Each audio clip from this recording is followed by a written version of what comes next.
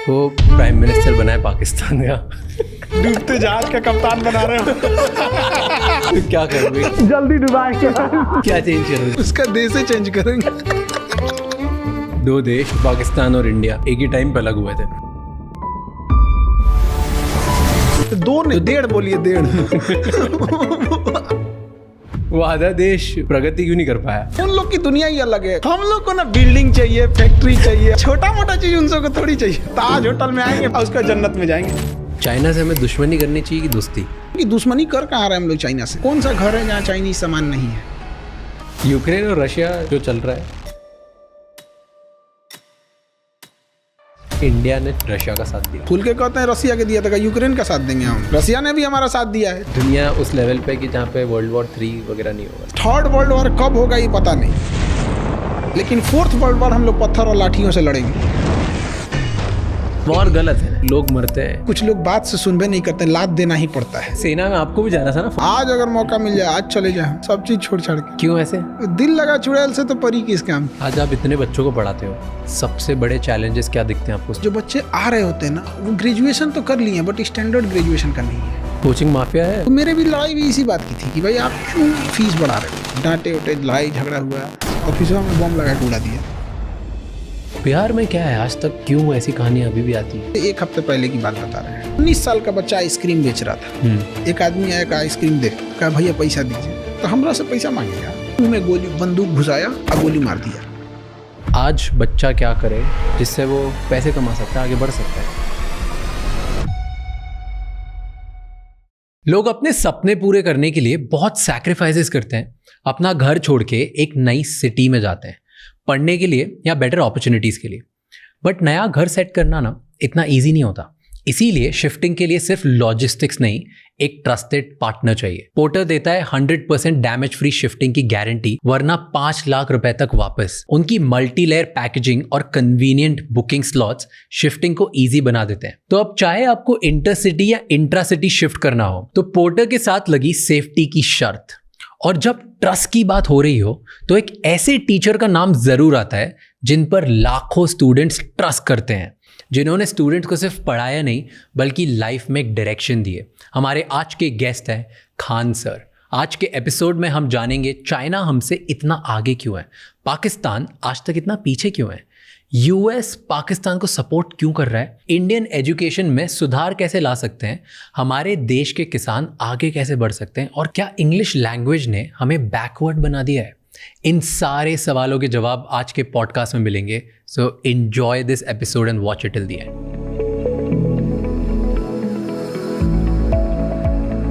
आज़ाद होने के बाद जब अपनी सिचुएशन थी, 1950 के आसपास बात कर रहा हूँ मैं, 47 के बाद, उस टाइम पे चाइना की भी लगभग ऐसी सिचुएशन थी और शायद और ही गया गुजरा था।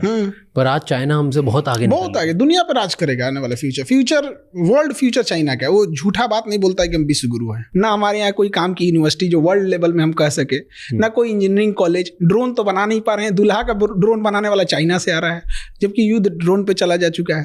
तो हम लोग फॉल्स ईगो में हम लोग नहीं जी रहे, हम लोग जी रहे हैं। चाइना ऐसा नहीं करता है। आगे निकल क्यों गया चाइना? एक होता है रियलिस्टिक सोच, एक होता है आपका आइडियोलॉजिकल, काश ऐसा होता, दुनिया ऐसी होती। तो हम लोग उसमें जी रहे हैं। और चाइना रियलिस्टिक है, भाई सड़क बनेगी बनेगी, काम खत्म।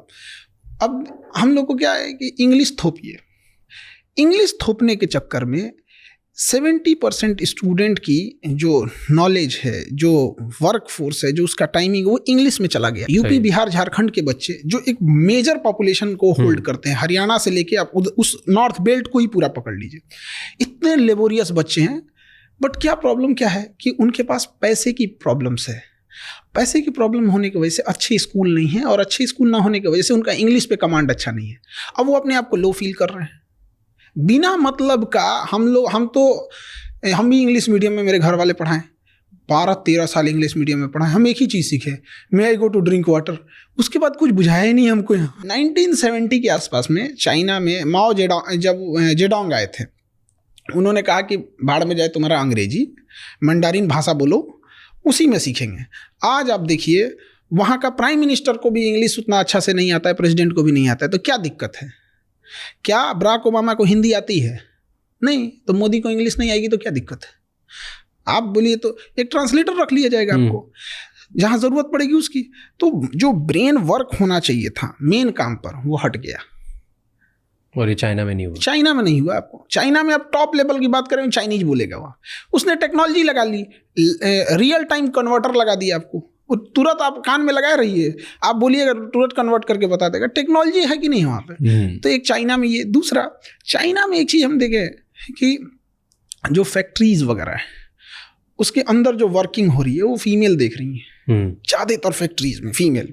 जब फैक्ट्रीज से सामान प्रोडक्ट बन के बाहर आ रहा है तो उसकी मार्केटिंग, उसका सेल, उसका बाहर एक्सपोर्ट, उसकी ये चीज़ें वो मेल संभाल रहे हैं। मतलब मेल फीमेल दोनों है। अगर एक इंडोर संभाल रहा है तो एक आउटडोर संभाल रहा है। वो उनका अपना म्यूचुअल है, क्या देख रहे हैं, क्या कर रहा है, कौन क्या कर रहा है। हमारे यहाँ फीमेल को अजीब करके रख दिया, उनको मतलब घर के अंदर रख दिया। हमने कहाँ फीमेल को जिम्मेदारी दी हॉस्पिटल में? आज देखिए फीमेल डॉक्टर, फीमेल नर्स पे पूरा मेडिकल इंडस्ट्री टिका हुआ है।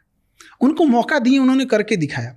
एविएशन दिए हम लोग ने फीमेल को, आज पायलट हो गए, एयर होस्टेस हो गए, फीमेल हमने दिया, उन्हें करके दिखाई। वहाँ पे हमने उन्हें जिम्मेदारी ही नहीं देते। इंडिया में क्या है ना कि पैसे कमाने की जिम्मेदारी थोप दिया पुरुष के ऊपर। इससे बहुत अजीब गया कि बच्चा बाहर जाके कमा रहा है, बस इससे मतलब है कैसे कमा रहा है, मर रहा है, जी रहा है, सेफ्टी है कि नहीं है, रहने लायक है कि नहीं। मुंबई में देखिए घर वालों को पता नहीं होगा कि यहाँ पे कोई कैसे क्या कमा रहा होगा। आप बीच पे जाके देखिए, कोई छोटी मोटी दुकानें लगा के बेच रहा है, रात भर बेचारा कुछ कस्टमर आ जाए यहाँ पे। घर वालों को क्या चिंता है, पुरुष है, बेटा है, कमा के लाएगा यहाँ पर। और घर की इज्जत की जिम्मेदारी औरतों को दे दिया। भाई इस दोनों की कॉमन जिम्मेदारी थी। यही वजह है कि इंडिया में आप देखिएगा कि अगर किसी को बद्दुआ देनी है, श्रापनी है, तो वो घर की फाइनेंशियल स्थिति को संभालने वाले पुरुष को बद्दुआ देगा। तुम्हारे पिताजी को नौकरी छूट जाए, भाई ये हो जाए। और अगर उसको इज्जत डाउन करनी यानी गाली देना है तो किसी पुरुष को गाली नहीं देगा, और महिला को देगा। हम लोग महिला सशक्तिकरण की बात करते हैं और शर्म आनी चाहिए, दो पुरुषों की लड़ाई में भी गालियां एक औरत ही सुन रही है। वो कहाँ से सशक्तिकरण हो? जिस लड़ाई में वो है भी नहीं उसमें भी उसको गाली दे रहा है सब। तो चाइना में ये सब नहीं है। वहाँ पे फीमेल पार्टिसिपेशन भी बहुत अच्छा है। वहाँ के स्टूडेंट्स में कुछ अलग है? वहाँ पे स्टूडेंट्स यूनिवर्सिटीज या एजुकेशन वहाँ कोचिंग नहीं है, वहाँ कोचिंग वगैरह नहीं। रियली? वहाँ गवर्नमेंट स्कूलिंग सिस्टम एक, वन नेशन वन एजुकेशन। हमारे यहाँ वन नेशन वन इलेक्शन बोला जा रहा है। कभी एजुकेशन पे भी बात कर लो यार। अच्छा, हम लोग की क्या जरूरत है? हम लोग खुद अपने आप से पूछते हैं कभी कभी कि हम लोग की जरूरत क्या है कोचिंग वालों की? क्योंकि स्कूल ने अच्छा नहीं पढ़ाया है। अदरवाइज में तभी तो आया है मेरे पास। ऐसा भी तो हो सकता है जैसे स्कूल में उसने पढ़ाई कंप्लीट कर दी, कॉलेज कंप्लीट कर दिया, तब हमारे पास आया। ऐसा भी तो हो सकता था कि हमने पढ़ा दिया फिर वो स्कूल में जाए। हम लोग पढ़ा देंगे ना तो स्कूल के वालों को कह के निकलिए, अब आप लोग निकलिए, बहुत पीछे हैं लोग। तो स्कूलिंग सिस्टम अगर अच्छी होती हम लोग की ज़रूरत ही नहीं पड़ती। चाइना में एजुकेशन सिस्टम एक जैसा है, इंडिया में भी अमीर हो या गरीब पढ़ाई एक जैसी होनी चाहिए, मेडिकल एक जैसा होना चाहिए। बट यही दुर्भाग्य है इंडिया में, अमीर की पढ़ाई अलग है, गरीब की पढ़ाई अलग है। और उसके बाद दोनों पढ़ के समाज में आएंगे तो अमीर लोग कहेंगे कि ये ऐसे किया वैसे किया। क्या बात की है, एक का पैर तोड़ दिए और एक को खिला पिला के अच्छा किए, उसके बाद दोनों को सेम रेस में दौड़ा रहे हैं। अमीर का हॉस्पिटल अलग है, गरीब का हॉस्पिटल अलग है। अमीर अभी आएगा, उसको MRI जांच ये सब हो जाएगी। गरीब के लिए 2 महीना का लाइन लगाना पड़ेगा। अगर पहुंच है, पैसा है, लिंक है, सुबह चाहिएगा, शाम में एम्स में नंबर आ जाएगा। कुछ पैरवी नहीं है तो अगर आपको किसी पेशेंट को फर्स्ट स्टेज में कैंसर पकड़ा गया, अगर कोई पहुंच पैरवी नहीं है ना, तो उसका नंबर आते आते वो 4th स्टेज में चला जाएगा। तो डॉक्टर कहेगा आप सेवा कीजिए। तो हमने कहाँ भारत को कितने पार्टीशन में बांट रखा है, गरीबी के आधार पर, जातियों के आधार पर, स्टेट के आधार पर। समझ में नहीं आता इसको, मतलब कहाँ से इसको सुधारा जाए। तो जैसे 2021 में चाइना के प्रेसिडेंट ने, मैं देख रहा था, शायद प्राइवेट ट्यूटरिंग बैन कर दी थी। इंडिया में भी अगर ऐसा हो जाए तो फिर वहाँ पे एक मजबूरी है कि वो ये सिस्टम वहाँ पे थोड़ा सा अलग है, क्योंकि हम लोग डेमोक्रेसी में हैं, वो लोग डेमोक्रेसी नहीं है, वो साम्यवादी है, कम्युनिस्ट हैं। वहाँ पे कम्युनिस्ट में क्या होता है ना कि सब चीज़ें, वहाँ देश का कंसेप्ट नहीं होता, वहाँ पार्टी का कंसेप्ट होता है। तो अगर वहाँ हम right to freedom of speech दे देंगे ना, तो उनका वो वाला सिस्टम खराब हो जाएगा। इस वजह से वो इस सब चीज़ों को रोकता है। और इंडिया में नैरेटिव सेट किया जाता है कि ऐसा चाइना में है, बोलने की आज़ादी नहीं है, ये नहीं है, वो नहीं है। जो चाइना एक बार घूम के आए, वहाँ पता करके आए, उनका अपना सोशल मीडिया है। लेकिन इस पर कंट्रोल भी ज़रूरी है। ऐसा नहीं कर रहे हैं कि एकदम ख़त्म कर देना या एकदम इंडिया मतलब छूट दे देना। इसका बहुत मिसयूज़ भी है। बांग्लादेश में तख्ता पलट करके शेख हसीना को छोड़ना पड़ा, केवल सोशल मीडिया की वजह से गया था। उसका श्रीलंका क्यों बर्बाद हुआ? फेसबुक की वजह से। मतलब फेसबुक, श्रीलंका जो क्राइसिस रही थी उसमें सबसे बड़ा कारण फेसबुक है। कैसे? दोनों, पहले बांग्लादेश बताओ फिर श्रीलंका बताओ। पहले श्रीलंका था, फिर उसमें क्या हुआ ना कि किसी भी चीज़ को अगर आप नैरेटिव सेट करना चाह रहे हैं तो धीरे धीरे नैरेटिव वो सेट करते जाएगा। एक माइंड, एक कंट्रोल करने वाला चीज़ है। जैसे एक सिंपल सी बात बताते हैं, यूट्यूब, फेसबुक, ट्विटर ये हमारा है नहीं। अब हमारा नहीं है तो अभी एक छोटा सा जो ज्वलंत एग्जाम्पल देखिए यहाँ पे, गाजा और फिलिस्तीन में, और हमारे यहाँ कश्मीर में इशू देखिए। कश्मीर में इतनी ज़्यादा इंसर्जेंसी है, वहाँ पे एक टेररिस्ट मारा जाएगा ना, पूरे ग्लोबल मीडिया में दिखाया जाएगा। और गाजा में 60,000 लोग मरे हैं, जिसमें ज़्यादातर महिलाएं और बच्चे हैं। आपको वीडियो ढूंढने को मिलेगा? नहीं मिलेगा। न्यूज़ देखने को मिलेगा? नहीं मिलेगा। केवल टूटा हुआ घर देखने को मिलेगा। रीज़न क्या है? They control them. और हम लोग अगर कश्मीर में कर देते हैं तो ह्यूमन राइट का वायलेशन हो जाता है। ये ह्यूमन राइट की पार्ट सिखाते हैं सभी सब हमको, ये सफ़ेद मुर्गा सब यूरोप में बैठ के जलियांवाला बाग में गोली चला के मारे थे सब। ये चुट्टा हम लोग को ह्यूमन राइट सिखाते हैं सब। जिस समय ये लोग जानवरों की तरह ज़िंदगी जी रहे थे ना, हमारे यहाँ वसुधैव कुटुंबकम चल रहा था। जिस समय दुनिया में केवल लूट खसोट मची थी ना, पारसी लोगों को खुद ईरान से भगा दिया गया था ना, तो हमारे यहाँ गुजरात और महाराष्ट्र में उन्हें रहने के लिए शरण दिया गया था। तो हम लोग को ये ज्ञान दे रहे हैं सब। तो सोशल मीडिया को हम लोग अनकंट्रोल कर रहे हैं। We are not digital India, we are digital user. हमारे पास डिजिटल इंडिया हम लोग बोलते हैं उसको। क्या है हमारा? यूट्यूब हमारा है, फेसबुक हमारा। आज अगर यूट्यूब गूगल कह देता है कि आपको अपने जीमेल बना रहे हैं, हर जीमेल का 1 साल का चलाने का हमको 10 रुपये चाहिए, हमें देना पड़ेगा, सब बंद हो जाएगा, एंड्रॉयड उसका हो जाएगा। तो चाइना ने कहा कि we are not digital China, we are not digital user. उसने अपना बना लिया। तो इसको अलग नैरेटिव दिखा रहे हैं कि हमें से कोई सवाल ना पूछे। देखो चाइना का अपना ट्विटर, ठीक किया उसने, किया अपना, उसका अपना है ना, उसने चलाने पे बैन नहीं लगाया है, अपना चलाओ। क्या उसकी भाई यूट्यूब नहीं है? उसका अपना है, बाइडू है उसका, वीचैट है उसका, सब कुछ है उसका अपना। हम लोग का एक चीज डिजिटल में बहुत अच्छा हुआ, पेमेंट सिस्टम, यूपीआई, वो बहुत बेहतरीन है। पूरी दुनिया में वैसा नहीं है, बाकी जगहों पे हम लोग का उतना अच्छा नहीं है। तो श्रीलंका में क्या हुआ? श्रीलंका में कम्युनल राइट्स को बहुत बढ़ावा दिया गया फेसबुक ने। बहुत ज़्यादा धार्मिक चीज़ों को बढ़ा के दिखाया, जिस वजह से अनस्टेबिलिटी आने लगी थी वहाँ पे, और एंटी गवर्नमेंट, एंटी एस्टेब्लिश भावनाएं बहुत भड़कने लगी थी, श्रीलंका को तबाह करने लगा। और इसी बीच में जब इकोनॉमिकल क्राइसिस आती है और पहले से एंटी एस्टेब्लिशमेंट माइंडसेट है, तो फिर पूरा सिस्टम कोलैप्स कर जाता है। बांग्लादेश में भी यही हुआ था। अचानक से लोग सड़कों पे 50,000 लोग कैसे आ गए? वो टेलीग्राम पे चल रहा था पहले से, और टेलीग्राम पे कंट्रोल नहीं है गवर्नमेंट का। आज देखिए, किसी के टेलीग्राम पे किसी के प्राइवेट वीडियोस को भेज के उसे ब्लैकमेल कर सकता है कोई भी। एआई आ गया है, अब तो किसी का कुछ भी बना सकता है। सर हटाइए, लगा दीजिए कुछ। हमारे आपकी बात हो रही है, यहाँ किसी फेमस सेलिब्रिटी का या किसी पॉलिटिशियन का चेहरा हटा के डब कर दीजिए। अच्छा, एक बात, हम चाइना इंडिया की बात कर रहे थे। चाइना से हमें दुश्मनी करनी चाहिए कि दोस्ती? दुश्मनी तो हो ही नहीं पा रहा है। कौन दुश्मनी कर रहा है जरा बताइए तो। चाइना हमारे एरिया में घुस जा रहा है। हमारे यहाँ के मिनिस्टर बोलते हैं कि मार्किंग अच्छे से नहीं है ना, इसलिए घुस गया है। क्या बेवकूफी है। हाँ, दुश्मनी कहाँ कर पा रहे हैं हम लोग? तो बस फेस वॉश कर रहे हैं कि नहीं, ऐसा नहीं होना चाहिए। अक्साई चीन हमारा है। हम लोग पीओके के मामले में हम लोग शेर हो जाते हैं। सीओके जो चाइना को ऑक्युपाई किया है, कभी उस पर ठीक से चर्चा नहीं हो पाती है। सेला टनल का उद्घाटन करने जाते हैं, चाइना विरोध कर देता है। क्या मतलब बनता है? ताइवान को हम लोग एक्सेप्ट नहीं करते हैं एज ए कंट्री। किसके डर से? चाइना के डर से। क्यों डरते हैं? ये हम थोड़े डर रहे हैं। जो बैठे हैं लोग डर रहे हैं। लोग हम तो कह रहे हैं काहे डर रहे हैं भाई। बट आपको क्या लगता है क्यों डर है? कुछ तो रीजन होगा तभी। अब डिप्लोमेटिक है, वहां पे शुरू से चला आया है। ऐसा नहीं कि मोदी जी डर रहे हैं, मनमोहन सिंह भी वही कर रहे थे। तो कई बार हम लोग ये कहते हैं ना, तो लोगों को लगता है कि नहीं ये कर रहे थे, वो भी वही कर रहे थे। तिब्बत चाइना ने कब्जा कर लिया था। पंचशील समझौता लेके जवाहरलाल नेहरू घूम रहे थे, चाइना ने पीठ पे खंजर मार दिया। अब तिब्बत के मामले में हम लोग खुल के नहीं बोल पाते हैं। दलाई लामा को लेके चाइना हमेशा कुछ ना कुछ वो करते रहता है। तो हम लोग कहाँ चाइना से लड़ ही रहे हैं, कहाँ चाइना से दुश्मनी ही कर रहे हैं। बट कर सकते हैं हम, क्यों नहीं कर सकते? उतना होना चाहिए ना। हमारी इकोनॉमी उनकी इकोनॉमी में जमीन आसमान का अंतर। तो हम लोग ना फेंकने में नीरज चोपड़ा से आगे हैं।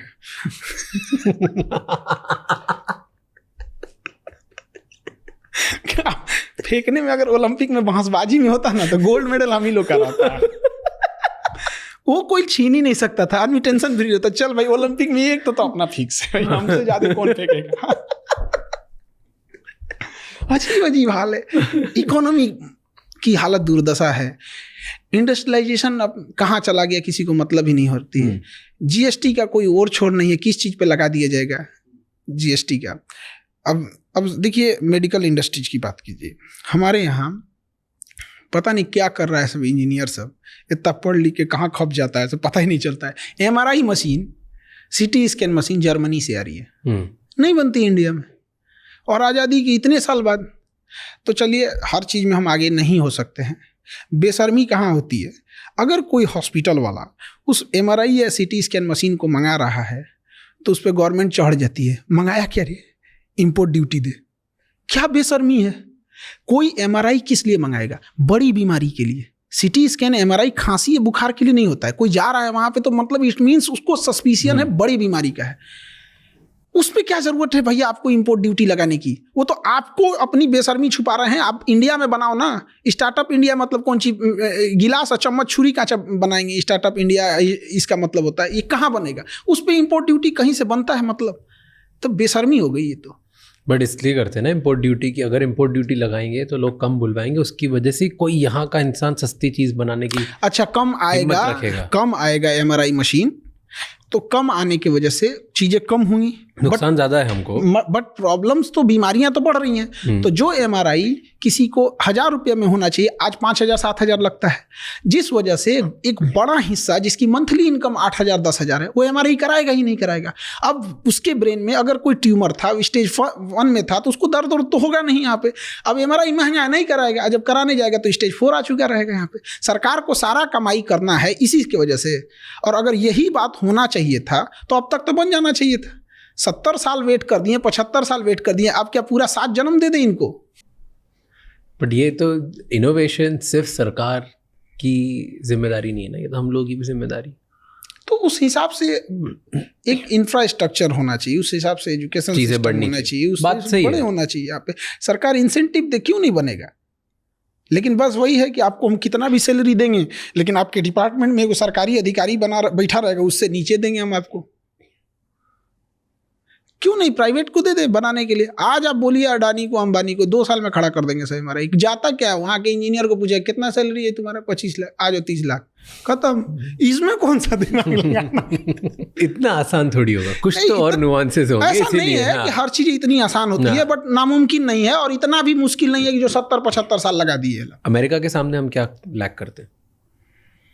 अमेरिका के पास क्या है, बिजनेस, इंटरनेशनल अपॉर्चुनिटीज़ ज़्यादा हैं, एंटरप्रेन्योर का पूरा माहौल है वहाँ पर, और गवर्नमेंट भी उसी हिसाब से सपोर्टिव है। तो इस वजह से हमारे यहाँ क्या है ना कि चूँकि इलेक्शंस है, तो इलेक्शंस में क्या है कि एक मेजॉरिटी पब्लिक को ध्यान दिया जाता है, और जो एंटरप्रेन्योर हैं, जो बड़े कारपोरेट हैं, उनको कोई ध्यान नहीं देता है, और ना ही वो लोग कभी इशू बने रहते हैं कभी किसी इलेक्शन का। जैसे डोनाल्ड ट्रंप ने कहा कि हम सरकारी नौकरी खत्म करेंगे, लोगों ने इसको सपोर्ट में वोट देके जिताया। हमारे यहाँ कोई बोल दे गवर्नमेंट नौकरी खत्म करेंगे, क्योंकि आपने प्राइवेट में पहले वैसी अपॉर्चुनिटी नहीं दी। तो आप कोई एक पैर पे बैसाखी लेके चल रहा है तो उसका पहले पैर ठीक कर दीजिए, उसके बाद कहिए हम तुम्हारी बैसाखी छीन लेंगे। आप उसका पैर भी ठीक नहीं किए, कहेंगे तेरा बैसाखी छीन लेंगे, तो मारेगा ही ना वो। अभी आपने वो पढ़ा टैरिफ लगा दिया है? हाँ, रेसिप्रोकल टैरिफ लगाया उसने। हाँ। 26% हम लोग लगाया, चाइना में भी तो और बेहतर लगाया उसने। हाँ, हमने 52 लगाया, उसने सब जो जितना लगाया ना उसका हाफ करके लगाया। रेसिप्रोकल उसने बोला ही है। तो ये अच्छा है गंदा है? ये अब ये उसके देश के हिसाब से है, हर देश को अपना हिसाब से राइट है करने का। तो जब टैरिफ बढ़ाते घटाते हैं तो कभी इम्पोर्ट पे फायदा होता है तो एक्सपोर्ट पे, तो डिपेंड करता है कि हम कितनी चीज़ों का इंपोर्ट एक्सपोर्ट कर रहे होते हैं। और इंडिया का है तो इंडिया में भी भाई हर देश के साथ अलग अलग टैरिफ है। इंडिया को तो चाइना पे और लगाना चाहिए। हम लोग का ट्रेड बैलेंस बहुत खराब है चाइना के से, बहुत ही डूब रहे हैं हम लोग यहाँ पे। तो वही तो कहते हैं कि दुश्मनी कर कहाँ रहे हम लोग चाइना से, नहीं कर पा रहे हैं, मजबूरी है। क्योंकि अगर आज कौन सा घर है जहाँ चाइनीज सामान नहीं है, और बहुत बिजनेसेस है इंडिया में जो चाइना की वजह से चल रहे हैं और यहाँ पैसे कमा रहे हैं। बिल्कुल। तो चाइना से जो चीजें चाइना में मिलती है ना, एग्जैक्ट वही चीजें वियतनाम में भी मिलती है, एग्जैक्ट सेम प्राइस पे, सब कुछ सेम पे। हमको ये नहीं समझ में आता है कि इंडिया वियतनाम से प्रीफर करे। एटलीस्ट वियतनाम चाइना का दुश्मन है, उसी को मजबूत कर दे। नहीं यार, इतनी टेक्नोलॉजी नहीं है वियतनाम में इस लेवल की, जो कुछ भी मटेरियल बुलवाना हो तो ऐसा नहीं है कि हम लोग जैसे चाइना को अगर हम लोग रिप्लेसमेंट के तौर पे देखा जाए तो कुछ साउथ एशिया की कंट्रीज हैं, बट क्या है ना कि हमने ऑप्शन ही नहीं दिया किसी को। जब आप ऑप्शन नहीं देंगे तो अपडेट नहीं होगा, मार्केट नहीं होगी। किसी होटल में कस्टमर ही कम आएंगे तो कितनी वेराइटीज रखेगा। तो कस्टमर पहले, अब वो तो चिकन और एग वाली मुर्गी पहले आया कि अंडा पहले आया, तो थोड़ा थोड़ा हम लोग को उधर जाना चाहिए उस एरिया में। बट चाइना का कुछ जरूरत से ज्यादा डिपेंडेंसी है। बट चाइना का और अमेरिका का अभी क्या 36 का आंकड़ा चल रहा है, देखा? हाँ, दोनों अपने अपने, वो एक सुपर पावर बना हुआ है, इसका कहना है हम बनेंगे, तो टसल है भयंकर। और अभी अमेरिका ने जितना टैरिफ लगाया चाइना ने उतना ही वापस लगा दिया, वो देखा? वो चाइना का ये चीज बहुत अच्छा लगता है। वहां पे आप उसको कुछ भी कीजिएगा वो दबाव देगा। वो देश, उसके यहाँ पॉलिटिक्स नहीं है, उसके यहाँ देश है। वो तुरंत लगा देगा। हम लोग नहीं लगा सकते, मजबूरी भी है। हम लोग किसी को ब्लेम नहीं कर सकते। किसके दम पे कूदिएगा? ना इंडस्ट्रियलाइजेशन है, ना इकोनॉमी है उस हिसाब से। क्योंकि अमेरिका को, केवल अमेरिका पावरफुल नहीं ना, हर जगह पावर रखता है। वर्ल्ड बैंक से फंडिंग रोक देगा, हमारे लोन रोक देगा, IMF हो गए या वर्ल्ड बैंक हो गए, यूरोपीय यूनियन से दबाव बनवा देगा। कुछ नासा और इसरो के बीच का कोई कॉन्ट्रैक्ट होगा, उसको रुकवा देगा, डिले करा देगा। हर जगह UN में 4-5 मुद्दा फंसा देगा। कुछ नहीं करेगा तो अमेरिका को उठा के पाकिस्तान को एक लेटेस्ट हथियार देगा, ले तुम F-18 ले। तो हम लोग को बहुत बैलेंस करके चलना पड़ता है। और चाइना, जितने बड़े देश हैं ना, उनकी एक खासियत होती है, हर देश का एक दुश्मन को वो पाल के रखते हैं। चाइना जो है, अमेरिका ज़्यादा कूदेंगे ना, चाइना उठाएगा नॉर्थ कोरिया, वो पगला को कुछ हथियार और पैसा दे देगा, उधर 4-5 मिसाइल मार देगा, उधर तुम उलझे रहो। उसको कुछ नहीं जाता है, गिरेगा तो कहे हो जापान पे गिर गया, कोई बात नहीं, जो करना है कर लेना। उसको क्या जाता है? उसको अपने क्लोज इकोनॉमी, उसके यहाँ कोरोना के मरीज मिले थे सब, सुबह में 8, शाम में सबको मार दिया। उसका क्या जा रहा है? डिक्टेटरशिप देखना है तो वहां देखिए। उसने, अमेरिका ने कहा कि क्या करे इस इंसान का, इसको पागल किया है। तो उसने क्या किया कि कहा कि नॉर्थ कोरिया में ना डेमोक्रेसी नहीं है, यहाँ इलेक्शन होना चाहिए। किंग जोंग कहा, कौन बोला ये? बाइडेन बोला है। उसने कहा कि अगले महीने इलेक्शन कराओ।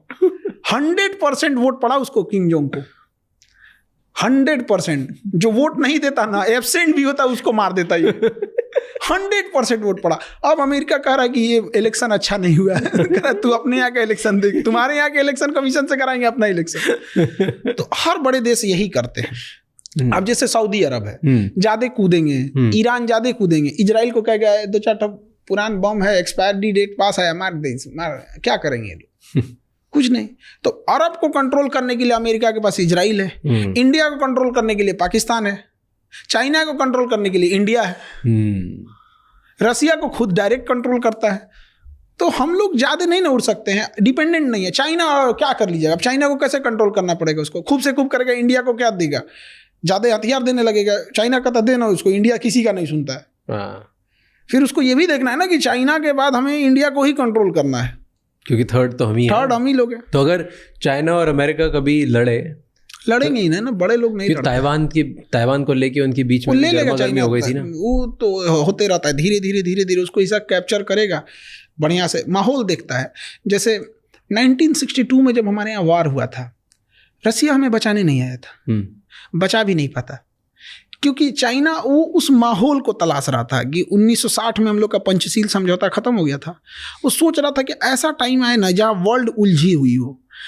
उसी समय क्यूबन मिसाइल क्राइसिस हुआ था। ऐसा लग रहा था कि अमेरिका और रसिया में परमाणु युद्ध आज हो जाएगा कि शाम में होगा कि सुबह होगा, कुछ नहीं पता, मार दिया 62 में आ जाओ। यहाँ पे अमेरिका करा, हमको क्या पता भाई, रसिया करा हमको। तो ऐसा कहीं ना कहीं जब टाइम आएगा तो चाइना और अमेरिका और रसिया एकदम आमने सामने होंगे, उसी समय ताइवान को लेके चला जाएगा और रसिया भी कहेगा लेके जा, इधर लेके जा, क्योंकि कुछ ना कुछ डाइवर्जन अमेरिका ताइवान को बचाने के लिए पक्का करेगा वहाँ। अब इसीलिए चाइना को देखिएगा हमेशा कुछ ना कुछ गड़बड़ सड़बड़ करते रहता है ताइवान में। हाँ। वो पाथ तलाश रहा है कि कहाँ कहाँ से एंट्री करेंगे, क्या करेंगे, वो ड्रिल कर रहा है, ड्रिल। किसी दिन ड्रिल के नाम पे अनाउंस करेगा this is not drill, now this is वो ले लेगा ताइवान, दब लेगा। लेकिन जिस समय रसिया अमेरिका बिजी रहेंगे वो ताइवान की ओर जाएगा। बट अगर हम मैप में देखेंगे तो ताइवान एकदम फार ईस्ट है, तो इसे अपनी हैवी मिलिट्री, एयरफोर्स, नेवी को ताइवान की ओर ढकेलना पड़ेगा। एग्जैक्ट वही टाइम होगा हम लोग कश्मीर के लिए अक्साई चीन पे चढ़ जाए। पर हम थोड़ी करेंगे, अब ये तो मोदी जी बताएंगे। पर हम नहीं करेंगे ना, क्योंकि यही खराबी लगती है। आपके पास है वहां पे, हमारी सेना लड़ सकती है, पर इंडिया आगे बढ़ के कभी भी ना लेता है, ना अटैक करता है, कुछ नहीं करता। हमारी फिलॉसफी नहीं है। 70 साल से देख लो आप, कुछ भी नहीं, हमारी ये फिलॉसफी मानते ही नहीं हमें। फिलॉसफी चेंज करने की जरूरत है। पब्लिक जब प्रेशर लगाएगी तो पब्लिक को ये सब चीज़ों से मतलब ही नहीं रहता है। और वो सब लोग को अपनी हमारा जात ठीक है, हमारा धर्म ठीक है, हमारी राजनीतिक पार्टी ठीक है, माइंडसेट बहुत ख़राब होता है। नेशनल इंटरेस्ट देखना चाहिए। तो यही मौका है, नहीं तो चुपचाप देखेंगे ताइवान ले लिया, कि ताइवान ले लेगा उसके बाद चाइना फिर नहीं रुकेगा। ताइवान लेने के बाद तो खत्म, बेलगाम घोड़ा। क्योंकि वो सेमीकंडक्टर सिलिकॉन शील्ड उसको रोक के रखा है। और दूसरा उसके बाद क्या है ना कि अब इसका इंटरनल इशू खत्म हो जाएगा चाइना का।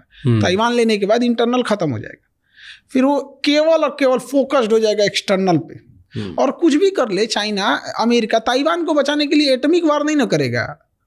और चाइना का तो कोई लिमिट नहीं है, उसको तो हर हाल में वो चाहिए ही चाहिए, वहाँ पे ले ही जाएगा वहाँ पे। तो ये फ्यूचर आपको लगता है कि होना ही? हाँ, बस हम लोग बस ये देखना यूरोप कितना अनस्टेबल रहता है। इस बीच में ये फिलिस्तीन और गाजा वाला ना उठ गया, वरना यूक्रेन और रशिया ज्यादा उलझे रहते तो निपटा देता इधर ही। यूक्रेन और रशिया जो चल रहा है उसमें आपको लगता है कि इंडिया ने चुप रह के रशिया का साथ दिया? तो हम खुल के कहते हैं रसिया के दिया था, यूक्रेन का साथ देंगे हम? क्या किया हमारे लिए? बिना मतलब का आएंगे साथ, कोई नहीं, सूरजमुखी का फूल भेज दिए, 2-4 को रिफाइन तेल भेज दिए तो हम आपका साथ दे देंगे। रखे रहो अपन रिफाइन तेल, हम ब्राजील से मंगा लेंगे। यहाँ खुल के बोलते हैं रसिया का साथ दिए हैं, रसिया ने भी हमारा साथ दिया है, चाहे यूएन में वीटो का मामला हो। इसमें खुल छुपा उपा के कौन सा बात करना? अब हम लोग कोई डिप्लोमेटिक पोस्ट पे थोड़े बैठे हैं कि लोग हमसे पूछेगा हाँ साथ दिए हैं। अमेरिका खुल के कहता है ना कि वो इजराइल का साथ दिया है, अमेरिका खुल के कहता है कि वो यूक्रेन का साथ दिया है। हम क्यों मोए मोए करें?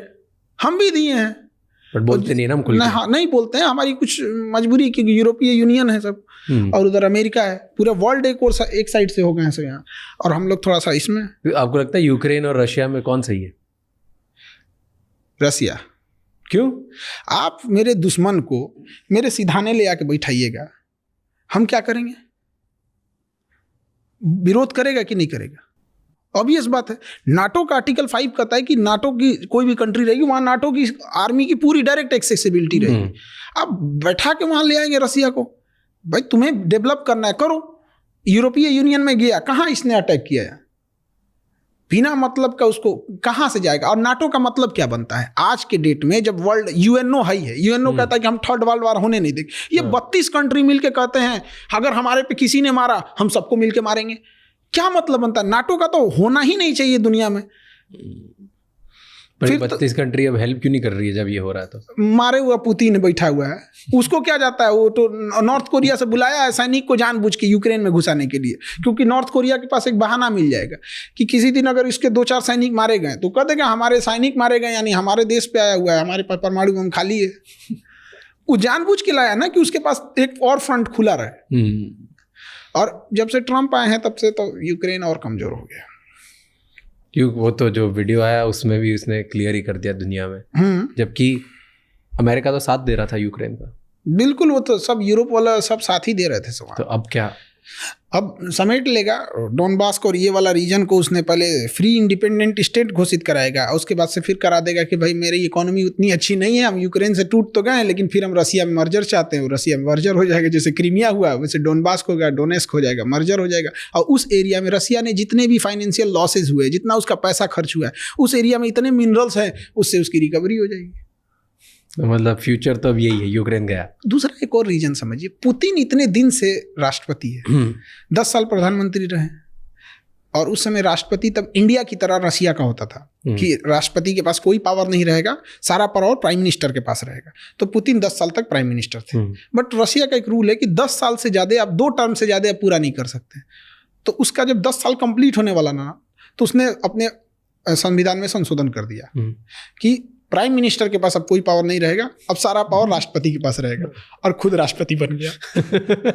वीडियो गेम खेल रहा है। अब 10 साल उसका पूरा हो गया 2022 में। हाँ। अब क्या करें भाई, यहाँ तो 2 टर्म से। तो स्पेशल अमेंडमेंट इन कॉन्स्टिट्यूशन 2036 तक इसमें कोई चेंजिंग नहीं होगा।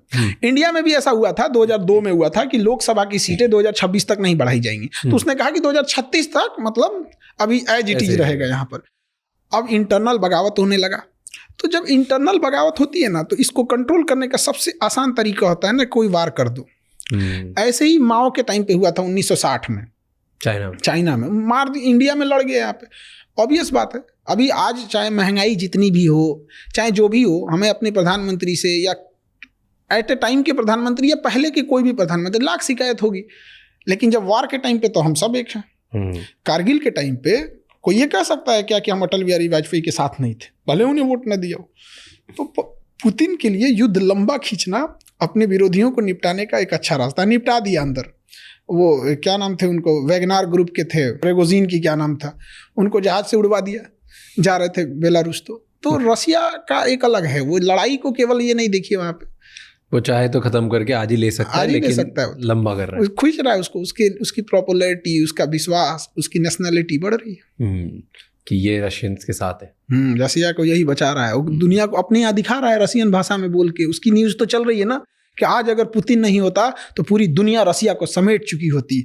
ना नाटो कहाँ तक चला गया रहता, दिखाएगा वहाँ पर कि ना क्रेमलिन बचा होता, ना मॉस्को बचता, ना पीटर्सबर्ग बचता, ना व्लादिवोस्टोक, सब यूरोप वाले कब्जा कर लेते। तो लोगों का रहता यही रहेगा, पुतिन ही रहेगा, 2036 नहीं जी 50 तक रहेगा। वार गलत है ना, लोग मरते हैं। वार गलत रहता ना, बांसुरी बजाने वाला कृष्ण कन्हैया महाभारत होने नहीं देते। कुछ लोग बात से सुनबे नहीं करते, लात देना ही पड़ता है। आप 32 देशों के ग्रुप, जिसमें एटॉमिक पावर 3 के पास है, ब्रिटेन के पास है, फ्रांस के पास है, अमेरिका के पास है, पावर में सबसे ज़्यादा, लॉबी सबसे ज़्यादा, टेक्नोलॉजी सबसे ज़्यादा, हथियार सबसे ज़्यादा, यूएन में पहुंच सबसे ज़्यादा, इसके बावजूद ही 32 मिल के एक साथ रहेंगे और कहेंगे कि हमें कोई मारेगा, हम 32 मिल के मारेंगे। सद्दाम हुसैन को पूरा उड़ा दिया, सब लीबिया को पूरा उड़ा दिया, यमन को पूरा उड़ा दिया, सीरिया को पूरा उड़ा दिया। हमारे पास ये जितने देशों को उड़ाया, कम से कम 2 से 3 लाख इंडियंस वहां काम करते थे। हमें क्या मिला? कुछ नहीं। बीच मझधार में छोड़ के अफगानिस्तान को चला गया। अफगानिस्तान में हम लोग के करोड़ों इन्वेस्टमेंट है, सब फंस के रह गए। तो क्या मतलब बनता है आज के डेट में नाटो का? हिम्मत नहीं है किसी देश के पास ये कहने की कि नाटो गलत है। वो अलग बात है, बट गलत तो है ना।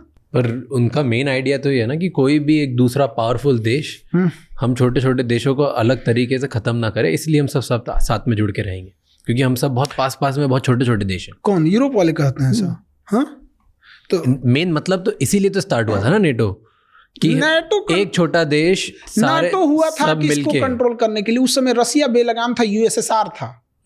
तो यूएसएसआर इधर रसिया था। हाँ, तो ये बहुत बड़ा था, ये था, छोटे छोटे जब ये खत्म हो गए, जब आप कहें कि भाई हमको रसिया से डर है इसलिए हम ग्रुप बना रहे हैं, रसिया टूट गया, अब ये रहा, बड़े देश तो इसे भी खत्म करो भैया। तो फिर तो वही बात हुआ, इसके डर से आप बनाए और आप खुद बने गए, तो आपके डर से भी तो कोई और बनाना चाहिए। फिर चाइना बना लिया तो क्या गलत किया? चाइना बना ले, नॉर्थ कोरिया बना ले, इराक बना ले, ईरान बना ले, तालिबान मिल के बना ले सब, कि हम 5 पे कोई मारेगा तो हम मार देंगे परमाणु बम। उधर चाइना संशोधन कर दे कि हमारा ईरान एलआई है, हमारा नॉर्थ कोरिया एलआई है, तालिबान हमारा एलआई है, गाजा हमारा एलआई है। किसी पे अगर होगा तो हम अपने एटॉमिक पावर का यूज कर सकते हैं, तो हो गया काम खत्म। तो ये थर्ड वर्ल्ड वॉर किस चीज़ से होगा हमें पता नहीं, लेकिन एक कहावत का एक विद्वान ने कहा था कि थर्ड वर्ल्ड वॉर कब होगा ये पता नहीं, लेकिन 4th वर्ल्ड वॉर हम लोग पत्थर और लाठियों से लड़ेंगे। क्योंकि थर्ड वर्ल्ड वॉर में इतनी तबाही मचाएगा सब कि हम लोग स्टोन होज में चले जाएंगे। लगता है वॉर होगा कि होने नहीं देंगे? नहीं होने देंगे। मतलब अब दुनिया उस लेवल पे कि जहाँ पे वर्ल्ड वॉर 3 वगैरह नहीं होगा। सब हथियार बेचने वाले कंपनी है, सब अंधेरे का डर दिखा के टॉर्च बेचते हैं। थोड़ा बस मुनाफा होना चाहिए बस। करोड़ों की कमाई है। एक जहाज बेच देंगे सब, एक अपाची हेलीकॉप्टर बेच 6,000 करोड़ का। यहाँ पता चला 10 जिला मिल के खेती करेगा तो 6,000 करोड़ कभी ना कमा पाए। वहाँ एक हेलीकॉप्टर बेचा निकल गया। और उसके बाद उसके पास उसका मेंटेनेंस अलग, पायलट की ट्रेनिंग अलग, फिर हथियार खत्म हो गया तो अलग। ये मेरा ही हथियार लगा सकते हो। छोटे छोटे वॉर कराना फायदेमंद होता है उन लोग के लिए। और वो लोग अभी एक स्पेशल फोर्स के ऑफिसर थे जो टेररिस्ट से लड़ते हैं इंडिया में, वो बता रहे थे हमें कि बहुत सारी बड़ी बड़ी वेपन कंपनीज वो आती है हमारे बॉर्डर एरिया में, जो नक्सलाइट्स है और जो हमारे ये मिलिटेंट्स हैं, इनको एडवांस वेपन फ्री में बांट के जाती है ताकि ये अटैक करें। और फिर वो वेपन से, क्योंकि वो एडवांस वेपन के साथ अटैक करती है, फिर आके वो देशों को जाके बेचती है कि यार देखो उनके पास इतने एडवांस है तो आपको भी एडवांस लेने चाहिए, फिर डबल प्राइस में देशों को बेचती है। जिस कंपनी का हथियार किसी टेररिस्ट के पास मिल गया, उस कंपनी के ऊपर जांच होनी चाहिए और उसे इंटरनेशनली ब्लॉक करना चाहिए। International block. जब आतंकवादी इंटरनेशनल हो सकते हैं तो उसके हथियार इंटरनेशनल कैसे नहीं हो गया है? तो ये तो कौन ब्लॉक करेगा? अमेरिका वगैरह, उन्हीं पे सारा हथियार है, वही तो बनाते हैं। तो इनके हिसाब से ना, ये किसको आतंकवादी बोलेंगे, किसी को बने। ये मुंबई को उड़ा के गया अजमल कसाब, इजराइल ने उसे आतंकवादी नहीं बोला। क्या बेशर्मी है। क्यों नहीं बोला? कहा कि हम अभी जांच कर रहे हैं, हमारे हिसाब से नहीं हो रहा है। क्या बेशर्मी है। इजराइल इतना पावरफुल क्यों है? सारे देश डरते क्यों? आपने एक वीडियो बनाया इसके ऊपर कि इजराइल से सारे देश डरते हैं। वहां के देश डरते हैं जहाँ खर न पतवार या ऋण प्रधान, एक कहावत कहा जाता है। उन सबको आता क्या है? अरब वालों को खजूर, ऊंट, तेल खत्म, खेल खत्म। वहां पे लड़ सकते हैं। वहां पे क्या जा रहा है? जिससे लड़ रहा है, अब देखिए सीरिया में कोई राष्ट्रपति नहीं है, उठ के गोलान हाइट कब्जा कर लिया। तो वहाँ के हिसाब से टेक्नोलॉजी है, नो डाउट, देश बहुत आगे है, हर चीज़ में ठीक ठाक है। बट समझिए विदाउट अमेरिका और नाटो के सपोर्ट से वो भी नहीं लड़ा। छोटा सा गाजा है जिसके पास ना अपनी एयरफोर्स है। गाजा का शर्त क्या है कि फिलिस्तीन ना एयरफोर्स रखेगा, ना नेवी रखेगा, ना ही थल सेना रखेगा, ना उसे देश की मान्यता दिया जाएगा। तो उसका कहना है भाई तुम आया है क्या? कहा कि तुम जानो, उसको कुछ रखने ही नहीं देता है। उससे मारने के लिए, उसको मारने के लिए इसे फ्रांस से सपोर्ट लेना पड़ा, अमेरिका से सपोर्ट लेना पड़ा, इससे तो दुनिया भर से सपोर्ट लेना पड़ा। क्यों? उसके पास हथियार खत्म हो गए ना। तो ऐसा क्यों? वो इतनी सी बेल्ट ने इतना, अगर इसको खत्म ही करना है तो जरा से गाजा ने कैसे परेशान कर दिया इनको? एक बिल्डिंग को मारने के लिए आपके पास कम से कम 10 एक्सप्लोसिव उड़ानी पड़ेगी। एक मोहल्ला को उड़ाने के लिए आपके पास एक तो डिपो उड़ जाएगा। पूरी कंप्लीट हथियार किसी को कंप्लीट डेमोलिश करने के लिए तो बनाया नहीं जाता। हथियार आपको आगे एडवांटेज देने के लिए बनाया गया। अब आप उसको कंप्लीट डिमोलिश करने के लिए जाएंगे तो क्या होगा? अब जेसीबी है थोड़े मोड़े खोदने के लिए, आपको ये पूरी शहर को खोदो, पागल हो जाएगा यार, हमको इसलिए बनाया ही नहीं यार। वो तो परमाणु बम बनाया गया था कंप्लीट डेमोलिश करने के लिए। तो इनका ग्रुप बहुत तगड़ा है। इजराइल हो गए या नाटो वाले, इनका ग्रुप बहुत तगड़ा है। और ये नाटो वाले आए थे सब वियतनाम में, वियतनाम वाला इतना मार मारा था सबने, इतना मार मारा था सब कि जान बचा के भागे हैं अमेरिका वहां से। 20 साल लड़े थे, कुछ नहीं कर पाए, भगा दिया से वहां पे। क्यों नहीं हो पाया? ये इस वॉर के बारे में मुझे ज्यादा पता नहीं है, बट वियतनाम में अमेरिका वॉर नहीं जीत पाया। नहीं जीत पाया, कभी नहीं जीत पाएंगे वहां पे। देखिए, we can not fight with the geography. ना वो वियतनाम जीत सकते हैं और ना ही अफगानिस्तान जीत सकते हैं। केवल अमेरिका नहीं, रसिया भी तो हार के गया है। कोई नहीं जीत सकता। इवन ब्रिटेन वाले जब हमें गुलाम बनाए थे, लेकिन अफगानिस्तान को आज़ाद कर दिए थे सब। हमारी आज़ादी से पहले म्यांमार को साइड कर दिया सब 1935 के अधिनियम द्वारा 37 में। ज्योग्राफी ऐसी है ना, जैसे अमेरिकन वाले सब जो है ना, जमीन पे नहीं लड़ सकते हैं, वो जमीन पे कभी नहीं लड़ पाएंगे। उनके पास टेक्नोलॉजी है, ऊपर से ड्रोन मार देंगे, हेलीकॉप्टर उतार देंगे, टैंक लेके घुस जाएंगे। लेकिन जहाँ ये काम नहीं आएगा वहाँ क्या करिएगा? अफगानिस्तान में पहाड़ है, वो चुपचाप लेट जाएगा, ड्रोन को पता ही नहीं चलेगा साइड में, और ड्रोन उड़ेंगे ना तो पास में आकर ले जा यहाँ से। वियतनाम में जंगल है, कुछ काम नहीं आने वाला है वहाँ। वो अंदर अंदर सुरंग खोद के चल दिए सब। तो ज़मीन पे वो नहीं लड़ सकता है, यही है। और ज़मीन पे प्लेन अगर एरिया है तो लड़ लेगा। इराक खाली मिला था, लड़ लिया। अफगानिस्तान 20 साल लड़े थे, वापस गए भी तो इज्जत से नहीं गए।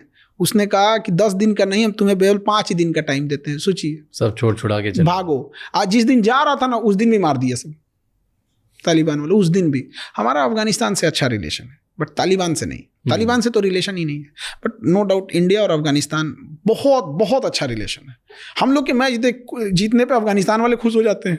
पर तालिबान के साथ अभी क्या हो रहा है रिलेशनशिप? अभी तो कोई रिलेशन ही स्टार्ट नहीं है, बट इंडिया को कुछ ना कुछ सोचना पड़ेगा। आपने खुला मैदान छोड़ दिया, वहां से चाइना घुस जाएगा। इलेक्शन कराना चाहिए उन्हें। अगर इलेक्शन के बाद अगर गवर्नमेंट जीत जाती है तो एक बहाना रहता है कि भाई I support the elected government. क्योंकि अफगानिस्तान का है ना, यहाँ पे उसको उसका नाम चेंज कर देंगे सब, वो सब अपना।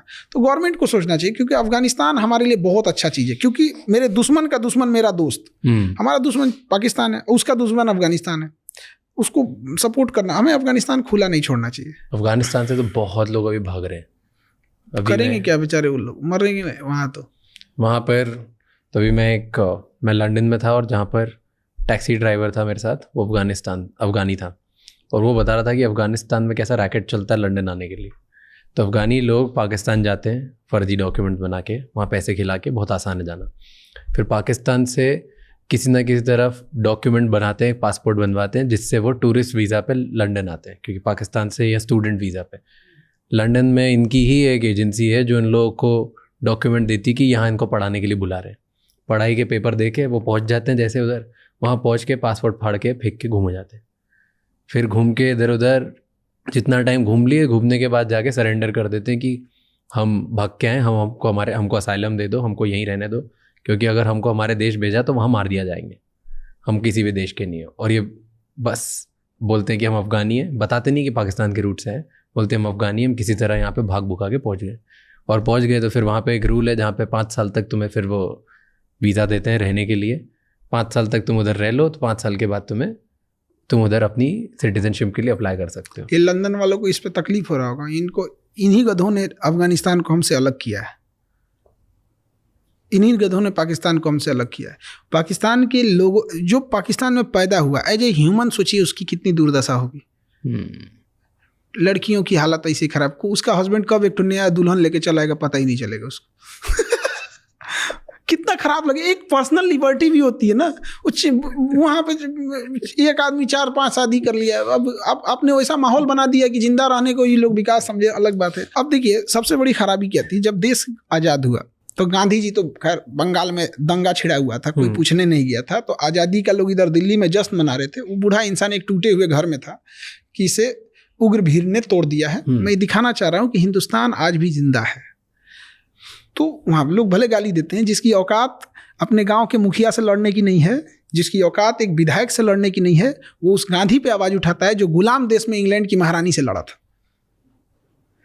क्या बोलिएगा इसे, खैर वो अलग चीज़ है, क्योंकि गांधी को मानने वाले भी गांधी के विचार वाले होते हैं। जब देश आज़ाद हुआ, सबसे बड़ी बेवकूफ़ी हम लोग से क्या हुआ, हमारा देश है, कोई ससुरा आया इसे लाइन खींच दिया कि इसके इधर इंडिया, इसके इधर पाकिस्तान, हम मान लिए।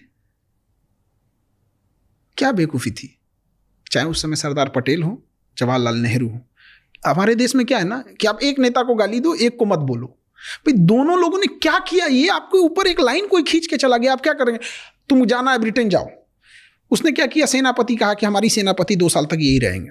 जनरल बूचर था वहाँ पे, तो वो वहीं रह गया। आप 2 साल बाद मिटा देते उसको। जिन्ना मर चुका था, पाकिस्तान में जिन्ना के अलावा कोई नेता ही नहीं था। अबुल कलाम आज़ाद को यहाँ खड़ा कर देते। क्या जाता था, कैसे एक्सेप्ट कर लिया हम लोग ने, कितना बेवकूफ़ी। 1947 में देश आज़ाद हुआ, 10 साल पहले म्यांमार को 1937 में अलग किया, 35 का नियम बनाया, सब 37 में अलग कर दिया। आपको 10 साल पुराना लाइन खींचने में मेहनत लग रहा था। क्या बेवकूफ़ी है ये सब चीज़, खींच खाच के मिटाया। कौन है लाहौर बोलता है यहाँ पे, लाहौर तुम्हारे बाबा का लाहौर है, हाँ बप्पा रावल का है। कंधार तुम्हारा गांधारी का कंधार है, उनकी भी नसीब अच्छी होती। हमारे यहाँ ना ऐसे कोई रिलीजन को लेकर लड़ाई झगड़ा नहीं है, वो पॉलिटिक्स का हिस्सा है। ये एक पॉलिटिक्स, उनकी भी मजबूरी है, अगर वो ये नहीं करेंगे तो जीत भी नहीं पाएंगे। जैसे सांप नहीं मारे तो फिर तो सींग तो होता नहीं है सांप को, और कुछ तो है नहीं। वो जिसके पास भाई, तो वो एक अदरवाइज में वो लोग भी बड़ा सुकून से जीते। हमारे बप्पा रावल का लाहौर था, और पूरी दुनिया में एकता की मिसाल थी लाहौर। जहाँ जितनी बड़ी संख्या में सिख रहते थे, उतनी ही बड़ी संख्या में मुस्लिम, उतनी ही बड़ी संख्या में हिंदू, उतनी ही संख्या में ईसाई, सारे लोग, बौद्ध, सब लोग। लाहौर क्या शहर हुआ करता था। आज क्या हो गया है लाहौर, किधर बम फटेगा पता ही नहीं है। बर्बाद कर दिया से इसको। तो ये एक बहुत, हमको सच में ये दुख होता है कि क्या थिंकिंग थी उस टाइम के लोगों की। मान लिया एक कोई फिरंगी आया, लाइन खींच दिया, सीरियल रेड क्लिप बैठा इसे टेबल पे नक्शा लेके, कहा कि कहाँ कहाँ पुलिस स्टेशन है, पुलिस स्टेशन से लाइन खींचते खींचते खींचते खींचते खींच दिया। लाहौर इंडिया में दिया था। तो लोगों ने कहा कि सर आपने तो, पाकिस्तान में तो कोई शहर ही नहीं बचा, कराची है बस। कहा कि तो मैं क्या करूं। कहा एक काम कीजिए, लाहौर दे दीजिए। ऐसे मिटा के ना लाहौर दे दिया, मिटा के दिया वो लाहौर। और हम लोग चुपचाप बर्दाश्त किए थे। क्या बेवकूफ़ी थी। अभी कोई खींच के देख ले। बट पहले इंटरनल फाइट्स थी इसकी वजह से ना, धर्म के नाम पे दो लोग अलग अलग तरीके से लड़ रहे थे, इसलिए कोई तो होना चाहिए जो धर्म के खिलाफ बोले। अब जैसे कोई धार्मिक मामला रहे, हमको क्या है ना, हमको कोई फर्क नहीं पड़ता हिंदू मुसलमान, साइड रोलो, बात में नेशनल मैटर का है तो साइड बंद। अभी लाइन मिटाएंगे पहले, उसके बाद टाइम पे बोलते थे ना कि वीर सावरकर थे, लेकिन उनकी आवाज सुनी नहीं टॉप लेवल तक। सुनाने लायक पोजीशन पे भी तो मतलब, अब देखिए वीर सावरकर ने लड़ाई लड़ी थी, बट एक जिस लेवल पे सुभाष चंद्र बोस गए, उस लेवल पे बात ले जाना चाहिए था। सावरकर जी ने पूरा प्रयास किया था अपने हिसाब से, सब लोग ने अपना अपना योगदान दिया, लेकिन उसका क्या फायदा मिला हमको कि हमसे म्यांमार तोड़ दिया, हमसे बांग्लादेश तोड़ दिया, हमसे पाकिस्तान तोड़ दिया, हमसे अफगानिस्तान तोड़ दिया। ये वही हुआ कि हम अपने पथरी का इलाज कराने हॉस्पिटल में गए और हमको बचा तो लिया, लेकिन हमारा दोनों हाथ पर काट दिया। ये भाई क्या करेंगे हम लेके। पथरी का इलाज करना था, कर तुम पथरी सही कर भाई, तेरे को आजादी देनी था, आजाद कर, भाग यहाँ से। ब्रिटेन वहां पे। तो ये आपको लगता है ब्रिटेन की चाल थी कि हमारी इंटरनल पॉलिटिक्स? ब्रिटेन क्योंकि इंटरनल पॉलिटिक्स नहीं, ब्रिटेन का था, 100% ब्रिटेन का था। एक्चुअल में क्या होता है ना कि जब हम किसी से आज़ादी मांगते हैं ना, उसके कुछ साल बाद जो नेशनलिस्ट होते हैं ना, उस आज़ादी की कीमत वसूलते हैं कि तुमने जलियांवाला बाग किया था, तुमने हमसे इतना सोना ले गए, हमसे ये ले गए। तो ब्रिटेन को ये डर सा मारा था, यार ये सब मांगेगा सब हमसे, और फिर ये महारानी का ताज ले जाएगा सब, नहीं देंगे ना तो महारानी संहिते उठा ले जाएगा सब। उसने देखा कि भाई इसको क्या करें हम। तो सपोज कीजिए कि हम किसी के घर से कोई चोरी करके ले जा रहे हैं, मेरे पीछे वो दौड़ गया है, तो कुछ ना कुछ देर में तो हमको पकड़ लेगा। उसका पैर तोड़ देते हैं मार के, तू दौड़ेगा ही नहीं, आएगा नहीं। पैर तोड़ने के लिए उसने कहा ना कि एक काम करते हैं, यहाँ लड़ाओ, ऐसा ना। पहली बार जमीन का विभाजन धर्म के आधार पर कर दिया। उधर म्यांमार में बौद्ध ज्यादा रख दिया, इधर मुस्लिम ज्यादा रख दिया, लड़ो, तोड़ दिया पैर। अब हमें क्या लगता है पाकिस्तान दुश्मन है वो फिलहाल 47 के बाद, लेकिन पाकिस्तान को पैदा करने वाला दुश्मन का बाप ब्रिटेन हुआ। अब तो मिटाना बड़ा मुश्किल हो गया ना। उस समय नया नया चीज था, बंटवारा खत्म हो सकता था। हमको एक चीज नहीं समझ में आता, सरदार पटेल इतने बहादुर, क्या पर्सनालिटी थी सरदार पटेल की, नो डाउट अनमैचेबल, अवतार लिए हुए इंसान थे सरदार पटेल। वो हैदराबाद के नवाब को यूं झुका देते हैं, ऑपरेशन पोलो ले आते हैं। ये जूनागढ़ का नवाब था, वो कह रहा था हम इंडिया में मिलेंगे ही नहीं, उसको भगा दिए यहाँ से। तो जिन्ना ने कहा कि भाई तुम्हारे पास तो बहुत पैसा, आ जाओ यहाँ पे। तो कहा ठीक है आ जाते हैं। जिन्ना ने जहाज भेजा, पानी वाली जहाज। सरदार पटेल ने, तुम्हारी संपत्ति कैसे जाएगी बे, यहीं रहेगी, तुम्हारे बाप की है। तो वो जूनागढ़ का नवाब केवल 1200 कुत्ता लेके गया था, उसको कुत्ता पालने का शौक था। जिन्ना देखा, माथा पीट लिया, कमीने तो कुत्ता लेके आ रहा है यहाँ पे, ना जमीन लाया ना पैसा लाया, कुत्ता लेके आया वहां पे। सरदार पटेल ने नॉर्थ इंडिया पे उतना ध्यान नहीं दिया। कश्मीर इशू में सरदार पटेल और जवाहरलाल नेहरू, तो नेहरू ज्यादा आगे इन फ्रंट पे थे, और उसका सबसे बड़ा कारण था जनरल बूचर। जनरल बूचर ने कहा कि सेनापति हमारा नहीं था, वो ब्रिटेन का था। उसने कहा कि जब तक हरी सिंह साइन करके नहीं देंगे हम करेंगे नहीं। हरी सिंह को नौटंकी पता नहीं किसने दे दिया कि अपना स्विट्जरलैंड बनाएंगे। पूरा खानदान लुट गया हरी सिंह का, बता नहीं सकते हैं इनके घर से किनको उठा के ले गए थे सब। अब हम लोग भी नहीं बोलते हैं कि चलो भैया, सबकी रेस्पेक्ट की बात होती है। लास्ट में देखें ना कि कौन कौन रिश्तेदार तब साइन किए यहाँ पे। सरदार पटेल ने तो वहां से ना भेजा। सरदार पटेल की बात अलग थी। वो इंसान अगर चाह देते ना, ये लाइन मिटाने का मतलब क्या चाहिए, तो पाकिस्तान वाला मिटाते, अफगानिस्तान वाला भी मिटा देते। देखते कोई नहीं देख रहा है, नॉर्थ इंडिया और भी सेंट्रल एशिया में चलते हैं। गलत हो गया उस टाइम हम लोग से। आपको लगता है वो पीएम बनने थे फर्स्ट? बनने तो चाहिए थे, लेकिन जिंदा रहते तब ना। ये बड़ा अजीब सी बात होती है। सरदार पटेल जी की आकस्मिक मृत्यु 1950 में हो गई थी, और हमारे यहाँ पहला इलेक्शन ही हुआ 1951 में। नहीं, 47 के बाद ही। वो तो प्रोविजनल गवर्नमेंट थी। वो तो प्रोविजनल गवर्नमेंट थी, वो तो वायसराय के अंडर में काम कर रही थी। सेनापति मेरा नहीं, वायसराय मेरा नहीं, तो हम क्या करेंगे ऐसा राजा बन के कि जमीनें मेरे सेना नहीं है। तो किसको बनना था पहला प्रधानमंत्री जो चेंज कर देता इंडिया की? तो उस समय जो कर सकते थे 47 में प्रोविजनल गवर्नमेंट में, उन्हीं के हाथ में था, होम मिनिस्टर के अंडर में। नहीं, उसके बाद पहले इलेक्शन के टाइम पे देखिए पहले इलेक्शन के टाइम पे तो बहुत लेट हो जाता है। हाँ। 47 में ही बात कर रहे हैं, क्योंकि आप बहुत लेट कर दीजिएगा तब तो नहीं हो पाएगा। 47 में ही ये विभाजन खत्म होना चाहिए था। और जिन्ना को टीवी था, मर गया, फिर उसके बाद ले लेते। हाँ, वहाँ पे जिन्ना मारा था ना, तो उसकी बॉडी को 2 घंटा बाद आया था सर ले जाने के लिए। एम्बुलेंस में मर के सड़ रहा था, मक्खी भन बना रही थी, एम्बुलेंस का एसी नहीं चल रहा था, अब फ्यूल खत्म हो गया। तो सोचिए उसका कारकेट जाना चाहिए ना, तो फ्यूल खत्म हो गया था। फिर मैसेज गया कि जिन्ना यहाँ पड़ा हुआ है, ले जा भाई तू। ओके, आप पाकिस्तान की बात कर रहे थे। मैंने आपका एक वीडियो देखा, उसमें थंबनेल था, पाकिस्तान के लोग ये वीडियो मत देखना। ये वीडियो में क्या बताया आपने? ऐसा क्या बताया? 1971 की वार की चर्चा थी इस वीडियो में, और ये आई थिंक 5 साल पहले का वीडियो, 2020 के आसपास का। हाँ। तो उसमें यही बता रहे थे कि मतलब पाकिस्तान अपना किस तरह, मतलब 2 साइड में लड़ाई चल रही थी। एक थी बांग्लादेश साइड में, तो बांग्लादेश साइड में हमारी आर्मी उसके ऊपर भारी पड़ रही थी, और उसने सोचा कि भाई बांग्लादेश तो गया मेरे हाथ से। तो उसने पूरी अपनी टैंक रेजिमेंट और पूरी इन्फेंट्री बटालियन लेके घुस गया राजस्थान में, जिसपे लोंगेवाला की लड़ाई अपने बड़ा फेमस लड़ाई थी। मेजर कुलदीप सिंह चांदपुरी, तो वो 120 जवान थे, उनके सामने पूरी इन्फेंट्री बटालियन थी और पूरी टैंक थी। उनको ऊपर से ऑर्डर थे, छोड़ के हट जाओ भाई, नहीं लड़ पाओगे उनसे। वो लोग नहीं हटे और रात भर रोक दिया उन लोगों को। सुबह आई, जहाजें मार गई। हमारी सेना के ऊपर ऑर्डर आए थे कि हट जाओ, सुबह जो होगा देखा जाएगा। उन्होंने कहा कि भैया सुबह तक ये तो पूरे जोधपुर एयरबेस उड़ा देंगे सब।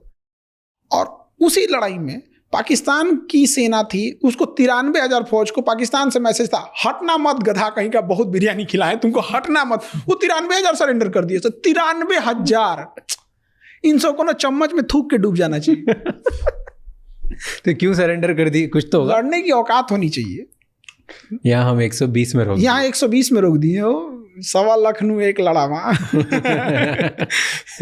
क्यों इनकी नहीं है 93,000? इतने बड़ी, यही तो हमें नहीं समझ में आता है, इतने कैसे जाहिल हो सकते हैं। 93,000 खत्म कर दिए, जबकि इनके पीछे बैक सपोर्ट था ब्रिटेन का, नाटो का, अमेरिका का, सबका बैक सपोर्ट था।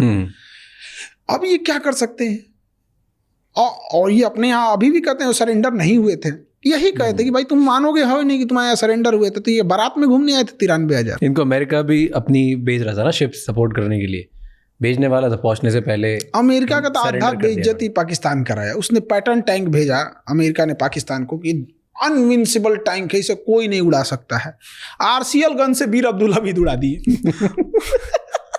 अमेरिका का टैंक का ऑर्डर खत्म हो गया। पाकिस्तान, अमेरिका ने कहा कि चोटा तुमको हम नहीं देंगे, टैंक से ज्यादा चलाने वाला मायने रखना चाहिए। अमेरिका ने एक पनडुब्बी दिया, PNS गाजी नाम था उसका। कहा कि इसको कोई नहीं डुबा सकता। उसको हमारा एक जहाज डुबाया, जो जहाज खराब हो गया था, लंगर में था, मेंटेनेंस चल रहा था। INS राजपूत मार के गिरा दिया गाजी को। अमेरिका कहा कि तुमको हम हथियार नहीं देंगे, तुम पूरा बेइज्जत करा के रखा है हमको।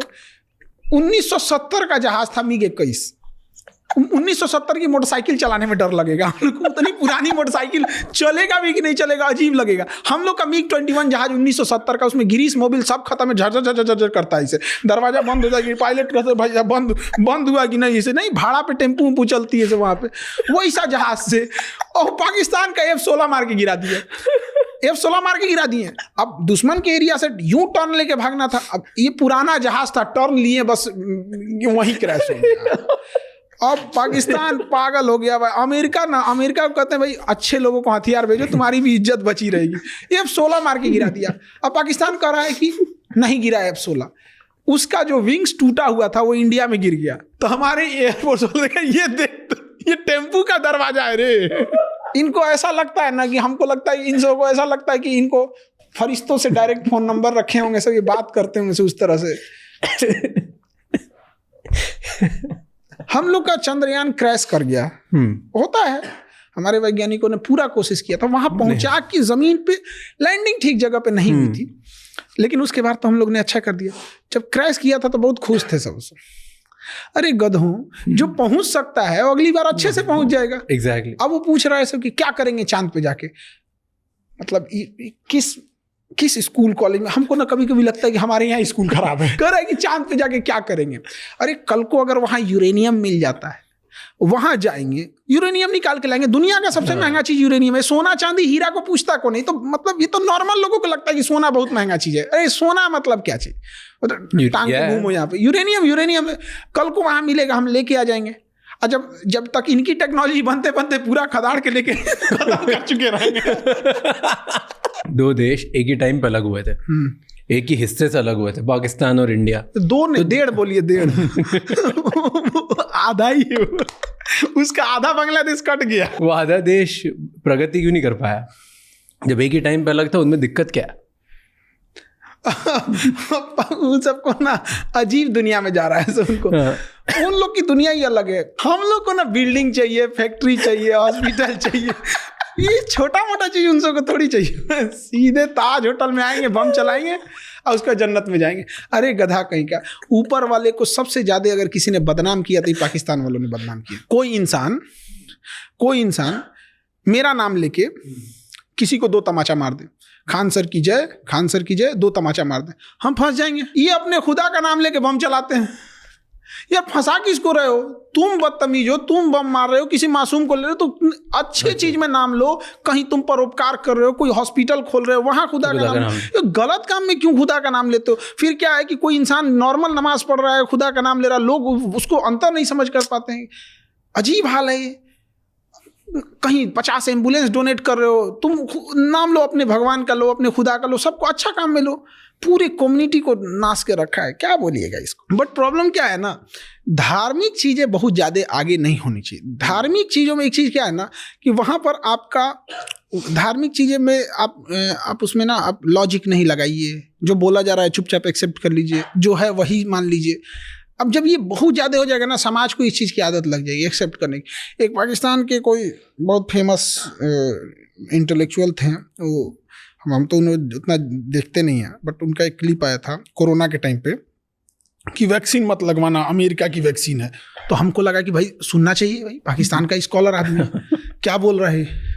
तो हम सुने कि क्यों, उस समय कोरोना सबको डर लग रहा था, जो बोलता था आदमी हम क्या बोल रहा है भाई, सुन सुन सुन कर रहा कि ये अमेरिका की चाल है, वो वैक्सीन में कोई नैनो चिप रखे हैं। हमको और वो इसके हेल्प से, इस वैक्सीन की हेल्प से हमारी दिमाग को कंट्रोल करेंगे, हमारी दिमाग चुरा लेंगे। हम कह रहे हैं भाई अमेरिका को अगर दिमाग चुराना है, तुम गधों का दिमाग चुराएंगे, नाड़ा बांधने के अलावा आता क्या है तुम लोगों को? क्या बेवकूफ़ी चल रही है इन सब की, अलग टाइप का। मतलब इनको देखते तो हमें भी लगता हमारा एजुकेशन सिस्टम ठीक है, चलो भाई कोई शिकायत नहीं है इंडिया से, कोई बहुत अच्छा चल रहा है, इंडिया एकदम ठीक ठाक चल रहा है। जिसने भी लाया है अलग अलग प्रधानमंत्रियों का योगदान है, कम के वो इसे तो भाषण नहीं मचाया है सब जैसे उन्होंने कर दिया। बट वहाँ पे लगता है कि आर्मी की वजह से दिक्कत है, क्योंकि आर्मी कंट्रोल करती है, आर्मी ही बनाती है प्राइम मिनिस्टर, आर्मी ही हटा देती है, जो प्राइम मिनिस्टर बनता है वो जेल चले जाता है। पाकिस्तान के पास आर्मी नहीं है। नहीं, पाकिस्तान के पास आर्मी नहीं है, आर्मी के पास पाकिस्तान है। ईद के टाइम पर देख रहे थे, ईद में उसका जनरल जो था, सेना का जनरल, पूरे शहर में पोस्टर लगाया हुआ है, ईद मुबारक। अब फोटो लगा, जैसे अपने नेताओं का कैसे फोटो लगता है, शुभकामना, नव वर्ष की शुभकामना, ईद मुबारक, होली की शुभकामना, वैसे सेनापति अपना पूरे शहर में लगवाया हुआ है। क्या इंडिया में लगा सकते हैं? क्या हाल है वहां पे पाकिस्तान वाले? उसका सबसे बड़ा कारण क्या था कि जिन्ना ने देश लिया उससे ज्यादा खतरनाक था कि जिस तरीके से उसने देश लिया। और जब देश आजाद हो गया, मतलब विभाजन हो गया, तो मुस्लिम लीग ने कहा कि हमें अपना मुल्क मिल गया, तो उसने डांटा था मुस्लिम लीग को और कहा था कि इतिहास याद रखेगा, मुस्लिम लीग ने देश अलग नहीं किया, जिन्ना के ताकत से देश अलग हुआ। ये उसकी ताकत। और गुजरातियों को अंडर एस्टिमेट नहीं करना चाहिए। जिन्ना भी गुजरात के थे भाई, बहुत तेज दिमाग के होते। जीना भाई ठक्कर, मतलब वो ठक्कर जाति से ना, मुस्लिम नहीं था जिन्ना, उसके दादाजी मुस्लिम नहीं थे। जेना भाई ठक्कर थे, ठक्कर जाति से। तो उसने ना मछली का व्यापार करते थे, तो शाकाहारी लोगों ने उन्हें बाहर कर दिया, भागो यहाँ से, तुम ये मछली कराची में सीख दिए। तो मुंजा भाई ठक्कर मुंजा भाई ठक्कर का बेटा हुआ जेना भाई ठक्कर, और जेना भाई ठक्कर का बेटा हुआ मोहम्मद अली जिन्ना, और ये इस्लाम धर्म अपनाया था और उसके बाद से ये कांड कर दिया। तो अगर जिन्ना को हम लोग एलिमिनेट कर देते ना तो पाकिस्तान बनता ही नहीं। नाथूराम गोडसे, हमको लगता है इसने को किसी ने गलत सुपारी दे दी थी, फोटो दिखाने में गलत कर दिया कि मारना है इसको, मार दिया उसको जाके। भाई मारना था तो जिन्ना को मार देते यार। हम लोग तो बदनसीब थे भैया, हम लोग तो अभी जन्म लिए हैं, आज़ादी के समय हम लोग नहीं थे। बट इनफैक्ट एक कॉमन सेंस भी रहता, अगर हमें ही मारना रहता तो भाई हम गांधी को क्यों मारे? 80 साल का बूढ़ा तेज ढकेल देंगे तो मर जाएगा इंसान, उसको मार दिया। कितना बेशर्मी का बात है यहाँ पे। जिन्ना को मार भाई, सारा बवाल खत्म हो जाएगा यहाँ पे। वही ना मचा रहा है यहाँ पे। आप उस आइडियोलॉजी की नहीं हो जहाँ पे लोग डिबेट करते हैं ना कि गांधी जी ने ऐसा किया, गांधी जी ने ऐसा किया। कहाँ कौन से प्रस्ताव में गांधी ने लाया? देश का विभाजन हुआ, CR फॉर्मूला, चक्रवर्ती राजगोपालाचारी लास्ट में थे, सरदार पटेल ने भी सहमति उस समय थी, जवाहरलाल नेहरू की भी सहमति थी, सबकी थी। कारण क्या था? जिन्ना था। सिंपल सा कारण उसका जिन्ना था। जब जिन्ना को लग गया और 1945 में शिमला सम्मेलन हुआ, उसमें जिन्ना की बात ही नहीं मानी गई 1945 में, और वहाँ कांग्रेस में बोला गया तो इसने मोहम्मद अबुल कलाम आज़ाद गए वहाँ पे। तो 1945 में शिमला सम्मेलन में जिन्ना को लग गया कि ये लोग ना आज़ादी देने वाले हैं ना देश का विभाजन करने वाले हैं, ये लोग बस आज़ादी दे के चले जाएंगे। तो जिन्ना ने उसके एक साल बाद 16 अगस्त 1946 को ओपन बोला था, डायरेक्ट एक्शन प्लान, दंगा फैला दिया, हर घर में दंगा, हर शहर में होने लगा, हर शहर में होने लगा। जिन्ना को मारो, खत्म कहानी। एक सिंपल सी बात बताते हैं, जिन्ना को मार देते तो कौन इंसान आता आज़ादी की मांग करने के लिए? कौन था? कोई नहीं। जिन्ना को पूछता कौन है? विप्रो कंपनी के मालिक है ना अजीम प्रेम जी, विप्रो उन्हीं की है। अजीम प्रेम जी के पिताजी थे मोहम्मद प्रेम जी, उनको जिन्ना ने ऑफर दिया कि आप क्या कर रहे हैं वो हिंदुस्तान में, ये आपका मुल्क है पाकिस्तान, यहाँ आइए हम आपको वित्त मंत्री बना देते हैं। हम आप फोन काट दिए, रख देश बनाया यहाँ पर। इस इंसान ने ठुकरा दिया। 22 करोड़ रुपया दान देते हैं विप्रो से, हमारे रतन टाटा साहब। ये लोग देश के लिए हीरा हैं ये लोग। तो अलग टाइप का था। जिन्ना नहीं रहता तो विभाजन कभी नहीं होता। अच्छा, उसके बाद भी वो लोग क्या कर रहे थे जो विभाजन को स्वीकार कर लिए? बाकी लोग, इसका मतलब आप ये मानते हैं कि वो 80 साल का बूढ़ा जो चल नहीं सकता था, जिसको 2 इंसान उठा के ले जाते थे, उसमें इतनी ताकत थी और आपके नौजवानों में कोई ताकत नहीं थी? दोनों बात आप एक साथ नहीं बोल सकते। तो आप इसको एक्सेप्ट कीजिए। एक और आप कहते हैं कि सारे नेता का योगदान है, एक और कहते हैं यही अकेले सब कुछ कर दिया। आज़ादी की श्रेय में यहाँ एक कोई किसी को दान देता है, 2 किलो अनाज, केला, फल देता है ना, तो 4 फोटो खिंचवाता है। एक कोई घर बनवाता है तो 10 फोटो खिंचवाता है। इंडिया मैच जीत जाती है तो लोग फोटो खिंचवाने के लिए लाइन लग जाती है। देश जब आज़ाद हुआ ना तो सारे लोग जश्न मनाने दिल्ली में थे। गांधी उस समय नोआखली में एक दंगे को कंट्रोल करने वाले थे, और तब लॉर्ड माउंटबेटन देखा ना, कहा कि दंगा कंट्रोल नहीं हो सकता है। तब गांधी जी पहुंचे, दंगा कंट्रोल कर दिया। तो लॉर्ड माउंटबेटन ने कहा वो एक अकेला आर्मी है, वो 1 मैन आर्मी। क्या बात कर सकते हैं उसको, गांधी को? और ये गांधी को गाली दे सकते हैं लोग ना, इसीलिए कि देश गांधी का है, ये देश गांधी का है। वरना पाकिस्तान में रह के जिन्ना को गाली देंगे, मार देता सब। वो बोल भी पा रहे हैं। और हमको एक चीज बड़ा अब सत्य लगता है, उस समय नहीं लगता था। आइंस्टीन ने कहा था कि आने वाले 100-200 सालों में कोई बिलीव भी नहीं करेगा कि ऐसे हाड़ मांस का शरीर वाला इंसान भी भारत में था। उसको पहले से आभास था आइंस्टीन को कि लोगों की मेंटेलिटी। अभी तो 100 साल भी नहीं बीता, लोग गालियां देना चालू कर दिए। गांधी जी का फोटो नोट पे क्यों है? Why do you think? मतलब हर देश में जो फोटो होती है वो एक ऐसे इंसान की होती है जो एक लंबे समय तक देश को नेतृत्व संभाला हो, एक मुश्किल दौर में, लंबे समय तक। कई बार आप देखिएगा ना, मैच में कोई ऐसा इंसान मैच जिताता है ना, ज़्यादा रन नहीं मारा है लेकिन मुश्किल दौर पे विकेट को बचा के रखा था। तो गांधी वही खिलाड़ी था, मुश्किल दौर में बचा के रखा था। वर्ल्ड वॉर 1 के बाद उन्होंने जो संभाला यहाँ पे। और गांधी रहता तो मुस्लिम लीग बना ही नहीं रहता। 1906 में ये क्या कर रहे थे? 1916 में जब कांग्रेस और मुस्लिम लीग के बीच लखनऊ में समझौता हुआ तो सरदार पर ये बाल गंगाधर तिलक जी थे वहाँ पे, उनके उपस्थिति में समझौता हुआ। वहाँ पे एनी बेसेंट थी लखनऊ समझौता में। होने ही नहीं देना चाहिए था उसी समय। अब जड़ मसल के खत्म कर देते। मुस्लिम लीग बनता ही नहीं तो मांगता कौन? जिन्ना। अपने पैरेलल एक संगठन बना दिया। 1909 में मुसलमानों के लिए अलग निर्वाचन क्षेत्र घोषित कर दिए। कौन पागल था उस समय, उसको नहीं पता था कि आप एक एरिया अलग दे रहे हैं, कल को वो देश बना लेगा। यही चीज जब 1932 में इंग्लैंड में रैमजे मैकडोनाल्ड करना चाहता था, महात्मा गांधी वहां गए और टेबल पे मीटिंग चल रही थी, राजा बैठा था, प्रधानमंत्री बैठे थे, गांधी उठ के चले आए और जब यहाँ आए तो लोगों ने पूछा कि क्या आए हैं, तो उन्होंने कहा कि मैं खाली हाथ आया हूं, लेकिन देश के इज्जत पे बट्टा लगने नहीं दिया हूं। और 1909 में जब पृथक निर्वाचन दिया जा रहा था तो उस समय कौन गुनहगार था? खैर, जो न गांधी को जान रहा है, न नेशनल फ्रीडम स्ट्रगल पढ़ा नहीं, वो भाषण देगा तो उसको क्या सुन सकते हैं। और सवाल उठाने वाले बहुत लोग हैं बिना पढ़े लिखे। सवाल तो लोग सीता मैया पे उठा दिए थे, तो गांधी जी क्या है? तो गांधी और हम और आप क्या चीज़ है? इस समाज का उसूल है, जो इस समाज को उठाएगा समाज उसको मार देगा। चाहे महात्मा बुद्ध को जहर देना हुआ हो, चाहे अब्राहम लिंकन को मारना हुआ, चाहे सुकरात को हो, चाहे ईसा मसीह को सूली पे चढ़ाना हो, या फिर इमाम हुसैन का कत्ल करना हो, या फिर गांधी को गोली मारना हो, या सीता मैया को अग्नि परीक्षा पे बैठाना हो, ये समाज उसी को उंगली उठाता है जो इसे सहता है।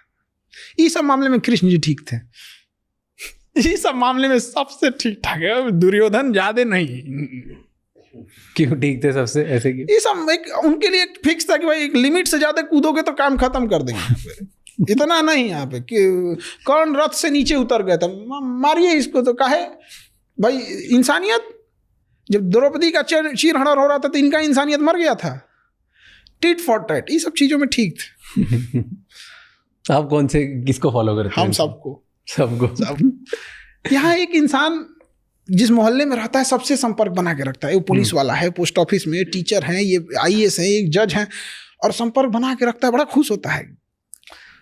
तो फिर इतने बड़े बड़े भगवान से क्यों बैर लेना भाई? सबसे मिलजुल के रहो, कोई दिक्कत कभी आएगी तो खुल के बोल सकते हो। और क्या ये बताइए, अगर कोई क्रिश्चियन है वो वाहे गुरु से कहे कि हमारी मुसीबत में आप, मेरी मुसीबत है, हमें इस मुसीबत से निकाली, तो क्या कहेंगे? तुम क्रिश्चियन हो। इंसानियत सबसे बड़ा होना चाहिए, सर्वोपरि। अभी देखा जो बिल के ऊपर बात हो रही है, वक्फ बोर्ड बिल, वो क्या है ना कि रिलीजियस चीजें जो होती है ना, जैसे CANRC आया था ना, ऐसा लग रहा था कि दुनिया पलट जाएगा, तो ये हो जाएगा, तो वो हो जाएगा, देश के लिए ये वो, पता नहीं क्या हुआ, पता ही नहीं चलता कुछ आपको। मतलब कुछ GST आने वाला था तो इससे देश का विकास हो जाएगा, ये हो जाएगा, वो।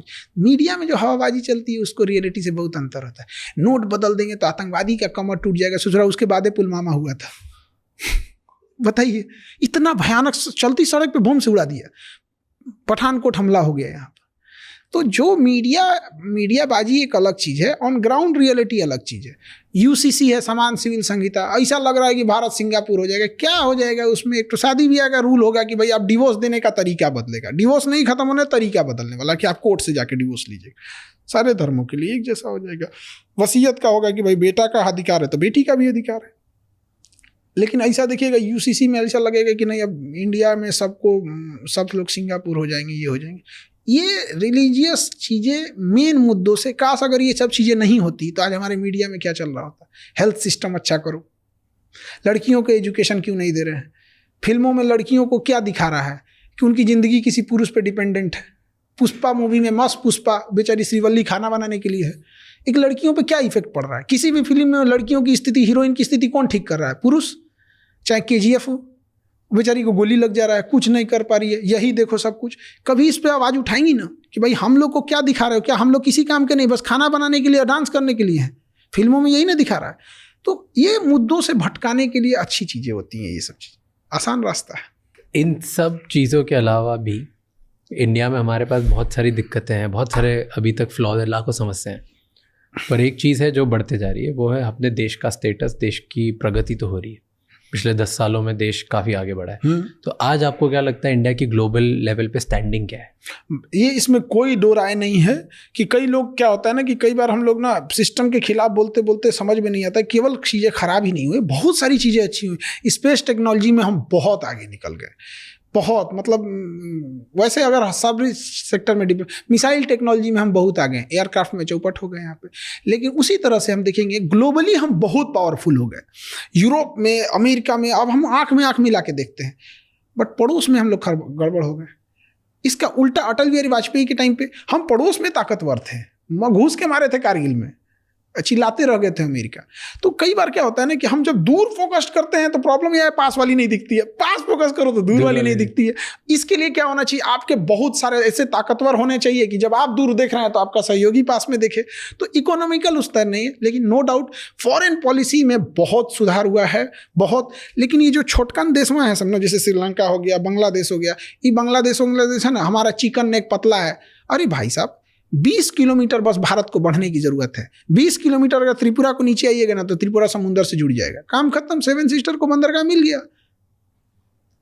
20 किलोमीटर बांग्लादेश से नहीं बढ़ सकते हैं तो क्या बढ़ सकते हैं, ऑप्शन है हमारे पास, सरकार नहीं है, बढ़ गए, वापस देंगे जब सरकार आएगी तब। वापस कब, शेख हसीना आ गई तो वैसे भी पॉजिटिव हो गया, नहीं आए तो भी पॉजिटिव हो गया। कुल पंचायती कलम खूंटा हुए गाड़ब हम 20 किलोमीटर घुस जाए श्रीलंका, काम खत्म। वो श्रीलंका कह रहे हैं, त्रिपुरा का हो गया, कॉक्स बाजार सब हम लोग का हो जाएगा। अब उसके बाद बांग्लादेश चिल्लाएगा, फिर समझौता कराएंगे, उस पर लिखो तभी देंगे जब तुम हमारे किसी शत्रु देश को या किसी विदेशी देश को यहाँ नौसेना का अड्डा नहीं दोगे तब। ऐसे छोड़ देंगे तो कुछ भी कर देगा। जाके मोहम्मद यूनुस बोलता है चाइना में कि नॉर्थ ईस्ट के पास अपना समुंदर नहीं है। अरे बाप रे बाप, काश ये धार्मिक मुद्दे भारत में नहीं होते ना। आज चिकन नेक जो 26 किलोमीटर हम कर रहे हैं उसमें क्या जाता है, उसको 50 किलोमीटर घुस जाए बांग्लादेश में। चाइना कैसे गया तिब्बत लेके, सद्दाम हुसैन पे कैसे अमेरिका ने हमला कर दिया, अफगानिस्तान में क्या किया, पुतिन ने क्या किया, चेकोस्लोवाकिया कहाँ गया। और हम करते हैं, भारत की शुरू से कभी फिलॉसफी नहीं रही है दूसरी जगह जाके। दूसरा देश बांग्लादेश मेरा है, दूसरा कहाँ है फिलॉसफी को ये क्या मतलब बनता है, हम अपनी फिलॉसफी भूल गए हैं। हमारा है बांग्लादेश, पूरा भी ले लें तो अपमान कोई अपराध नहीं होगा। ये बात तो हम लोग मंदिर मस्जिद में कह सकते हैं, कसम खा के कह सकते हैं, हमारा जमीन है, हमारा पर्स गिर गया है, हमारी बस आगे निकल गई तो लौट के आके हम नहीं उठाएंगे क्या कि हमारी फिलॉसफी हम नहीं उठा, बांग्ला मेरा है, अधिकार बनता है हमारा। था अब तो एक स्वतंत्र देश है, वो अलग है अब थोड़ी, अब अलग पहले कर सकते थे। दादा हैं हम लोग बांग्लादेश के, बाप हैं पाकिस्तान के। तो दादा बूढ़ा हो जाता है तो क्या अपना हक खो देता है? सब चलता है इंटरनेशनल रिलेशन में, कोई मायने नहीं, सब चलता है यहाँ पे। अगर राजा लड़ना छोड़ देना, राजा का पतन हो जाता है। अशोक सम्राट कलिंग की लड़ाई में के बाद उसने लड़ना छोड़ दिया। जो हम जिस बिहार से आ रहे हैं ना, उसका नाम मगध था। वो म्यांमार से शुरू होता था, तुर्की तक जाता था।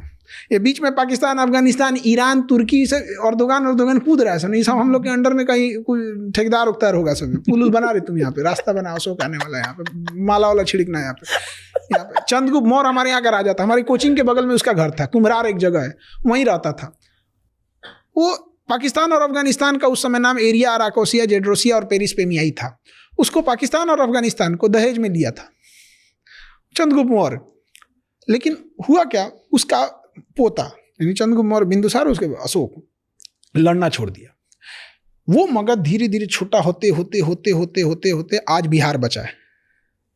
जिस मगध यानी जिस बिहार के आगे सिकंदर लौट के गया था ना, जिस बिहार को कोई जीत नहीं सका था, मगध को ना, पूरे अखंड भारत को जिस पटना से संभाला जाता था ना, केवल उसके तलवार छोड़ने की वजह से आज पटना ना मजदूरों की राजधानी हो गई। पूरे बिहार से सबसे ज़्यादा लेबर हमारे यहाँ आते। वही लड़ना नहीं छोड़ना चाहिए। अमेरिका पागल है जो 800 अरब डॉलर अपने इकोनॉमी पे डिफेंस बजट पे खर्च कर रहा है।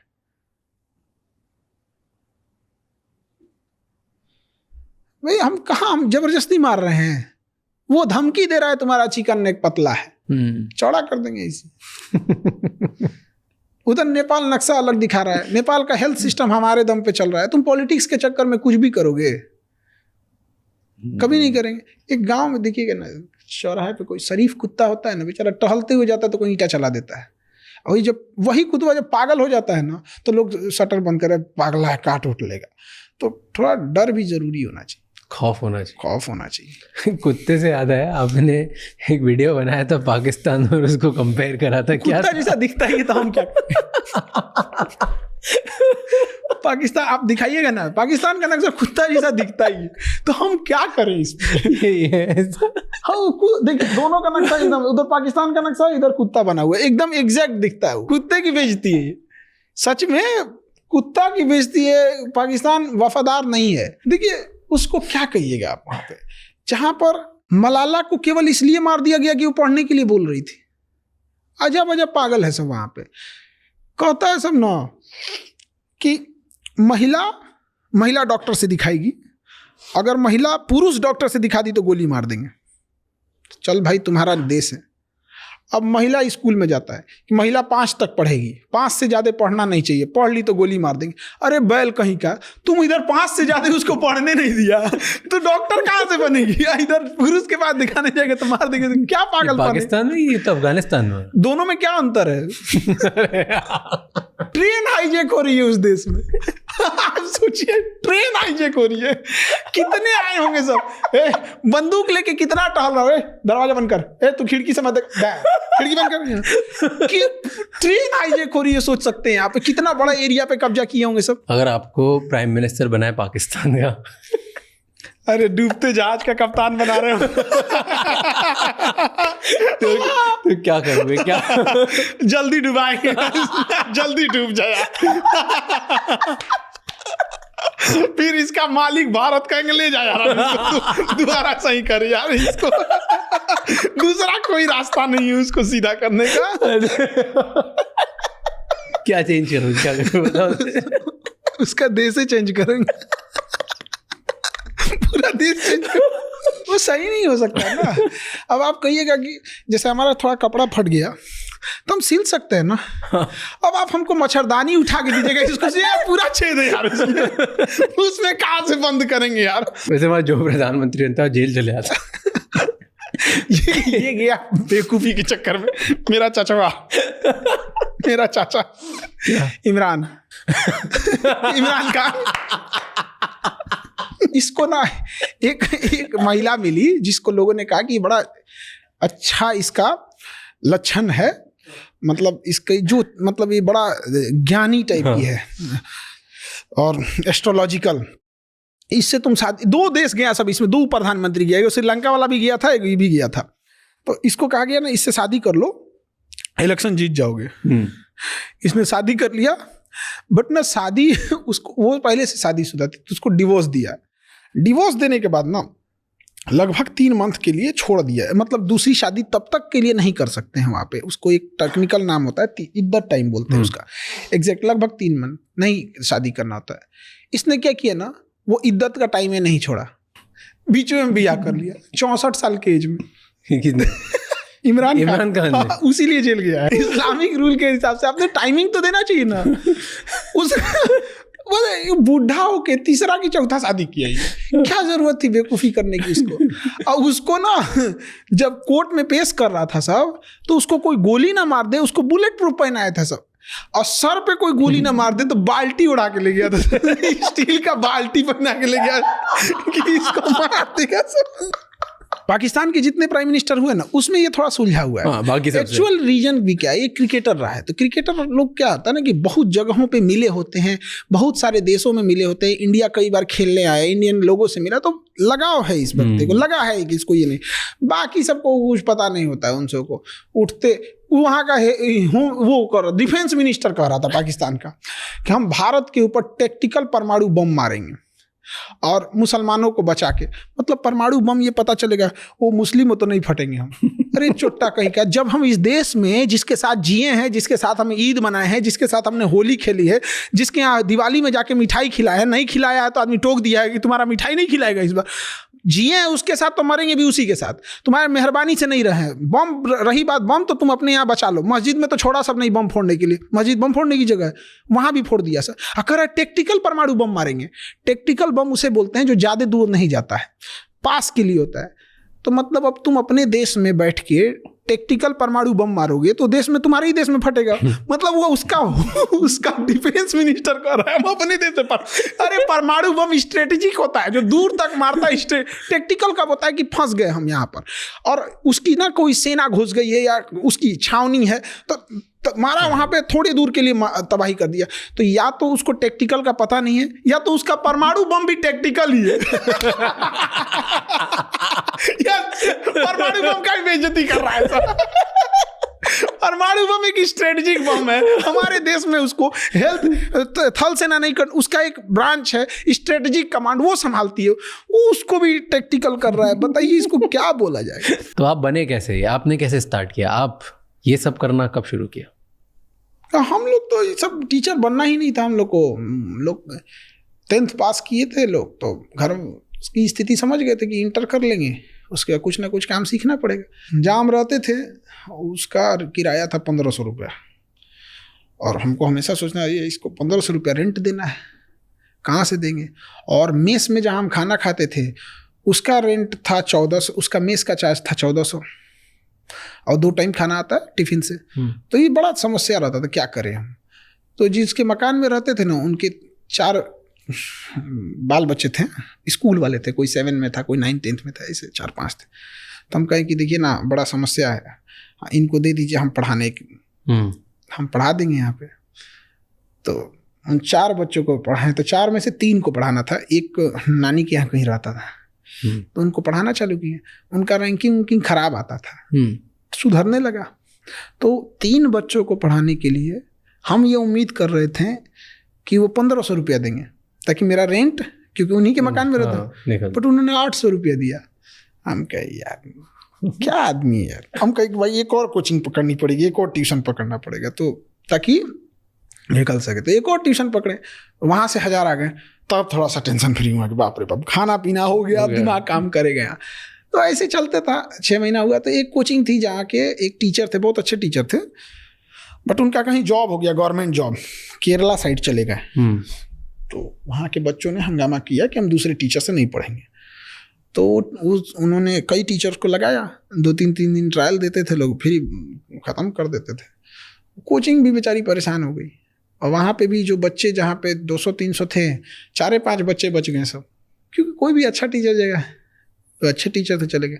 मेरा एक दोस्त था हेमंत, जो वहाँ ऑलरेडी इंग्लिश पढ़ा रहा था, और कहा कि भाई वहाँ एक जीएस का टीचर की कमी है, चलोगे? GS general studies. ओके। हम कहे चलो भाई, हमको क्या जाता है। तो कई कोचिंग थे साथ में, तो हम 1-2 कोचिंग में पढ़ाने लगे। तो 1 घंटे का 20 रुपये, तो 1 घंटा पढ़ाएंगे लोग तो 20 रुपये होते। तो कोचिंग 3 तरह से होती है, या तो आपको घंटे पे पढ़ाने को मिलेगा, या तो आपको कोर्स पढ़ाने को मिलेगा, या मंथली मिलेगी। तो जो अच्छे टीचर होते हैं उनको मंथली मिलती थी, और जो मिडिल लेवल के थे उनको कोर्स खत्म करने में पूरा खत्म कीजिए। अब आप 2 महीने में खत्म कीजिए, 6 महीने में खत्म कीजिए, उससे मतलब नहीं है। और जो नॉर्मल थे लोग घंटे पे, तो हम लोग घंटे पे गए पढ़ाने के लिए, तो पढ़ाए तो बच्चों सबको ठीक लगा। तो धीरे धीरे 4 से 10, 20, 50, 100 एक हफ्ते के अंदर अंदर पूरा क्लास भर गया। आपने कहाँ से पढ़ाई करी? हम तो अलग अलग, मतलब कभी मतलब बीएससी किए हैं, बीएससी करने के बाद फिर एमए कर लिए हैं ज्योग्राफी से, उसके बाद से फिर IIM अहमदाबाद से मैनेजमेंट स्ट्रेटजिक में। IIM अहमदाबाद से पढ़े हो आप? उसके बाद से फिर कहें कि चलो इसे चलते हैं। IIM अहमदाबाद से कब पढ़े? स्ट्रेटजिक मैनेजमेंट किया हमने, तो उसका तो इसमें कोई यूज़ नहीं है। इसमें कोई जनरल स्टडीज में उसका क्या करेंगे, उसका अलग सिस्टम है, इसका अलग सिस्टम है यहाँ पे। तो हम लोग यहाँ पढ़ाने लगे। अब 1 घंटे का 20 रुपये मिलता था, तो हम सोचते थे 6 घंटा पढ़ा दे, 100-150 हो जाए यहाँ पे। फिर उन्होंने भी बढ़ा दिया, फिर उन्होंने 100 रुपया कर दिया घंटे का। हाँ, फिर ठीक ठाक होने लगा। बट प्रॉब्लम क्या आने लगी ना, कि हम कहते थे कि बच्चों से फीस कम लीजिए। उसने बच्चों की फीस की कोई लिमिट ही नहीं रखी। मतलब जो चीज़ 1000 रुपये की थी, भीड़ हो गई थी, तो कहते थे देखो जगह नहीं है, सर के क्लास में जगह नहीं है, हम 1000 का 2000 लेंगे। हम कहे ये क्या तरीका है भाई, आप दूसरा क्लास देते तो वो नहीं देता था कि दूसरा देगा तो फिर हमको 2 बार पैसे देने पड़ेंगे। और बच्चों के तो यही सब में थोड़ा टसल होने लगा, तो हमने छोड़ दिया कोचिंग। फिर अपना पढ़ाना चालू किया 200 में। आज भी 200, आज भी जो ऑनलाइन पढ़ने आते हैं 200 देते हैं। 200 रुपये महीना? नहीं, खत्म करके चले जाते हैं 200 में। जैसे सपोज उसको हिस्ट्री पढ़ना है, 200 या 250 देगा अभी, क्योंकि इधर तो GST हो तो 18% ठोक के रख देते हैं। 200-250 रुपया हिस्ट्री देगा, पूरा हिस्ट्री पढ़ के चला कोर्स पूरा हिस्ट्री कंप्लीट पढ़ लेगा। वैसे अगर उससे मैप पढ़ना है, मैपिंग, 200 रुपये देगा, पूरा मैपिंग पढ़ लेगा। क्यों इतना कम? हमको किसको पढ़ाना है? हम जो जैसे हम थे वैसे हमें पढ़ाना है। हम लोग की पढ़ाई, हम लोग पढ़ने में ख़राब नहीं थे। हम लोग मतलब क्या ही बोला जाए, जब हम लोग देखते थे कि कोई बच्चा पीठ पे बस्ता लेके जा रहा है ट्यूशन पढ़ने, हम लोग वहाँ पे वेल्डिंग सीख रहे हैं, बहुत ख़राब लगता है। आप वेल्डिंग मारिएगा, क्लास का कोई बच्चा जाएगा, कोई लड़की जाएगी तो आपको मुँह छुपाना पड़ेगा उधर, ख़राब लगता है वो दिन। जब बस्ता उठाने की जिम्मेदारी उम्र में ना घर की जिम्मेदारी आ जाती, बहुत ख़राब लगता है। तो हमको पढ़ाना था वैसे लोगों को, इसलिए हमने कहा नहीं, हम नहीं छोड़ेंगे। तो हम वहाँ पढ़ाना चालू किए। तो मेरे भी लड़ाई भी इसी बात की थी कि भाई आप क्यों मतलब फीस बढ़ा रहे हो, आप लिमिट में रखो जिसमें कोचिंग चल सके। ऐसे हुआ, बहुत ऊपर नीचे तो होते ही रहते हैं। उस फीस में भी कई तो धमकी देने चले आते थे, कोई बंदूक लेके चला आता था, इसको ऐसे ही पढ़ाओ। क्योंकि 200 रुपया यार, इसमें क्या कर रहे हैं। बंदूक लिया था मतलब? हाँ, वहाँ चलता है तो। हाँ, बंदूक ले आकर लगा दिया। 1-2 बार तो हम कहें कि यार इससे ऐसे तो नहीं चलेगा, डांटे उटे, लड़ाई झगड़ा हुआ, ऑफिसों में बम लगा के उड़ा दिया। तो बम से उड़ा दिया, ऑफिस उड़ा दिया आपका? हाँ, उड़ा दिया बम से। हाँ, फिर दूसरा बनाया। क्या बात कर रहे हो? तो बहुत झमेला किया सब यहाँ। तो इरिटेट होके हम छोड़ दिए, हमको से कि अब पटना नहीं रहेंगे। फिर से हम सोचते हैं कि अपना काम सीख के सऊदी चल जाते हैं। पर ये क्या तरीका है कि कोई आपको आके बंदूक दिखा देता है, बम से उड़ा देता है, ये सब बहुत नॉर्मल है उधर? आपको आज से 1 हफ्ते पहले की बात बता रहे हैं। बिहार का एक जिला है भागलपुर, वहाँ एक 19 साल का बच्चा आइसक्रीम बेच रहा था। एक आदमी आया, कहा आइसक्रीम दे। तो कहा भैया पैसा दीजिए। कहा तो हमरा से पैसा मांगेगा? उसको ऐसे मुंह पकड़ा और मुंह में बंदूक घुसाया और गोली मार दिया। 19 साल का लड़का मर गया। गलती बस थी कि उसने आइसक्रीम का पैसा मांगा था। पुलिस क्या कर रही है, सरकार क्या कर रही है इसमें? इतना पुलिस मजबूत रहेगी। बिहार में क्या है आज तक, क्यों ऐसी कहानियां अभी भी आती है? हम आपको 1 हफ्ता पहले की बात बता रहे हैं। हाँ, तो आज तक ऐसी क्यों कहानी? 1 हफ्ता पहले में वहाँ पर कोई पुलिस प्रशासन कुछ नहीं है। पहले हम लोग भी बहुत झेले हैं। पहले पुलिस को बोलते थे, अब हम लोग खुद सलट लेते हैं। बम चलाओगे, तुम्हारे ही पास एक ठो क्या करेंगे वो वहाँ क्यों नहीं हेल्प करती तो पुलिस वगैरह ये सब? क्यों? वहाँ बाहुबल बहुत है ना। हाँ, आप किसको कहिएगा? यहाँ पे कोई हर पॉलिटिक्स में ऊपर तक पहुंचे उसकी, आप क्या करिएगा? अरेस्ट कराइएगा ना। ऊपर से एक तो मंत्री का फोन आ जाएगा, हमारा आदमी है छोड़ दो, छोड़ देगी पुलिस। फिर आपका मुंह कुछ रहेगा नहीं, फिर आके आपको धमकाएगा, हो गई लो पुलिस, अब बचाएंगे पुलिस, अब आप कहाँ जाइएगा? वहाँ के लोग हालत बहुत बेकार है। ऐसा भी नहीं है, हम लोग चाहे जैसे भी उसी में जीना सीख गए। हम लोग एकदम कोई टेंशन नहीं है। अभी भी कोई लंदन अमेरिका जन्नत में बैठा दे तो नहीं भैया हमको बिहार ठीक लगेगा। अब बिहार ही एकदम तो जान का खतरा है, पढ़ा नहीं सकते, 90 रुपए नहीं देना, 200 रुपए नहीं देना, उसके चक्कर में लोग बम उड़ा दे। तो हम लोग भी उसी में लड़ते लड़ते जी गए। यहाँ पे फौजी सबको देखिए, फौजियों की जिंदगी कैसी होती है, कौन सा उन्हें सुख चैन मिलता है। लेकिन फिर भी कोई फौजी को कहिएगा कि पोस्ट छोड़ के जाओगे, कहेगा आप मर जाएंगे, हम फौज नहीं छोड़ेंगे। हम लोग भी ना भैया, दुनिया में कुछ भी हो जाए, जन्नत एक और, बिहार अपना एक और। बिहार से तो भैया मतलब वो मिट्टी नहीं हो, लगाव है वहाँ। जो जाता है ना, अगर गलती से कोई 6 महीना बिहार में रह गया ना, चाहे जहाँ का भी वहीं का बच जाएगा। तो सेफ फील होता है वहाँ पे? हाँ, अब तो सेफ, एकदम अच्छा से सेफ रहते हैं। कैसे सेफ फील होता है? कोई बंदूक लगा देता है, कोई बम से उड़ा देता है, डर नहीं लगता? एक लेवल तक ही रहता है, उसके बाद से तो बंदूक लगाओगे, कितना है तुम्हारे पास, अब डर नहीं लगता? क्यों? अब एक लेवल तो उन सबको भी समझ में आता है कि इसको मारने का मतलब केस FIR नहीं करने वाला है। अच्छा, आप भी बाहुबल हो? नहीं, मतलब तुम मतलब एक सीधी सी बात है कि भाई आप किस हिसाब से पीटिए, कुछ भी कीजिएगा, वापस थोड़े जा पाएंगे लोग। लड़ाई झगड़ा पहले क्या था, एक्सपीरियंस नहीं था। अभी क्या है, तुम गोली चलाओगे, गोली खत्म होगी, अभी नहीं खत्म होगी, 10 मिनट बाद खत्म होगी, 15 मिनट बाद खत्म होगी, उसके बाद कहाँ जाओगे? तो आप तो चले जाओगे, आपको तो खतरा हो जाएगा। ऐसे कैसे हो जाएगा यहाँ पे? यही तो बोल रहा हूँ, हमारा खुद का सिस्टम बना दिया। हाँ, सब चीज हमारे यहाँ जब लड़कियां मार देती हैं सब। मतलब जब हुआ था एक बार, ऐसे आए थे सब, हमारे क्लास की उठ की लड़कियां दौड़ा मारी थी सब। क्या तो स्टोरी बताओ। वो मतलब ऐसे लड़ाई झगड़ा आके कर रहा था, ये कर देंगे, तोड़ फाड़ कर दिया था। हाँ, तो लड़कियां थी सब जो बैच से थोड़ा पहले आई रहती, देख ली तो वही मारना चालू कर दी सब, भाग यहाँ से। तो स्टूडेंट ही मारते हैं। हाँ, स्टूडेंट ही हमारे पास।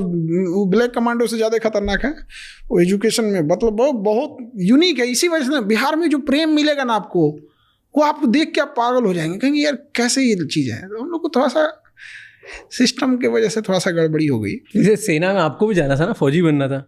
हमको तो फौजी ही बनना था, एजुकेशन में तो आना नहीं था। फिर हम लोग एग्ज़ाम दिए, फिर रिटेन हुआ, उसको पास करने के बाद से फिर ये एसएसबी में बुलाया जाता है, और उसके बाद से फिर मतलब मेडिकल वगैरह होता है। तो मेडिकल में हमको हाथ टेढ़ा वजह से साइड कर दिया है। बहुत टेंशन हुआ, क्योंकि फौज में हम लोग को देखिए होता क्या है ना, कि हम लोग जब जिस समय से आए थे तो हम लोग को लगा था कि फौज में जाके जल्दी सेटल भी हो जाएंगे, और घर वाले इतना तो पढ़ने का मौका नहीं देंगे। तो ऐसा लगता था यार बीटेक करेंगे लोग 4 साल फिर पढ़ना पड़ेगा, घर वाले कहाँ से लाएंगे। फौज में क्या है, घुस गए काम खत्म, टेंशन फ्री। तो नहीं बन पाया इंसान। तो फिर अब कभी सपना नहीं आता, कभी देख के लगता नहीं कि यार कभी तो होना था मेरे को फौजी। हम आज अगर मौका मिल जाए आज चले जाए, सब चीज़ छोड़ छाड़ के। क्यों ऐसे? दिल लगा चुड़ैल से तो परी किस काम। बचपन से ही सपना था कि नहीं? बचपन से ही एकदम। मेरा घर कॉलेज के सामने था, तो अक्सर जब भी कोई इलेक्शन होता था या कोई भी गवर्नमेंट का प्रोग्राम होता था, तो फौज जो आती थी, सीआरपीएफ या कभी मिलिट्री, तो उसी कॉलेज में कैंप करके रुकते थे लोग। तो वहाँ पे उनका खाना बनना, पूरी ट्रक का ट्रक आना, तो बड़ा वो हर 2-3 महीने पे कभी ना कभी कोई कैंप लग जाता था। कभी एनसीसी का कैंप लगता था तो पूरे आते। तो देखते देखते देखते वो आदत हो गई, वो ड्रेस, वो चीज़ें, सब चीज़ बड़ा अच्छा लगने लगा। बस बचपन से देख के अच्छा लगता था। और कोई भी चीज़ हम देखे रहते तो अमूमन उसी चीज़ से लगाव होता है। अब रेगिस्तान के आदमी को क्या लगेगा, समुंदर से लगाव होगा। देखा ही नहीं तो। कई फौजी को देख के जलन होती है कि यार ये वर्दी मेरे पास भी होनी चाहिए थी। अब हमारे स्टूडेंट होते हैं तो उनको हम मिठाई भी खिलाते हैं, फिर कहते हैं तुम जहाँ हो ना वहाँ हमें जाना था। अब हम जहाँ नहीं जा पाए वहाँ उनको ले जाते हैं। अभी एक नीरज नाम का लड़का था, उसका सिलेक्शन हो गया, वो एयरफोर्स में एनडीए से पायलट बन गया। हम कहे यार तू खुश नहीं है? तो क्या सर एकदम खुश हैं।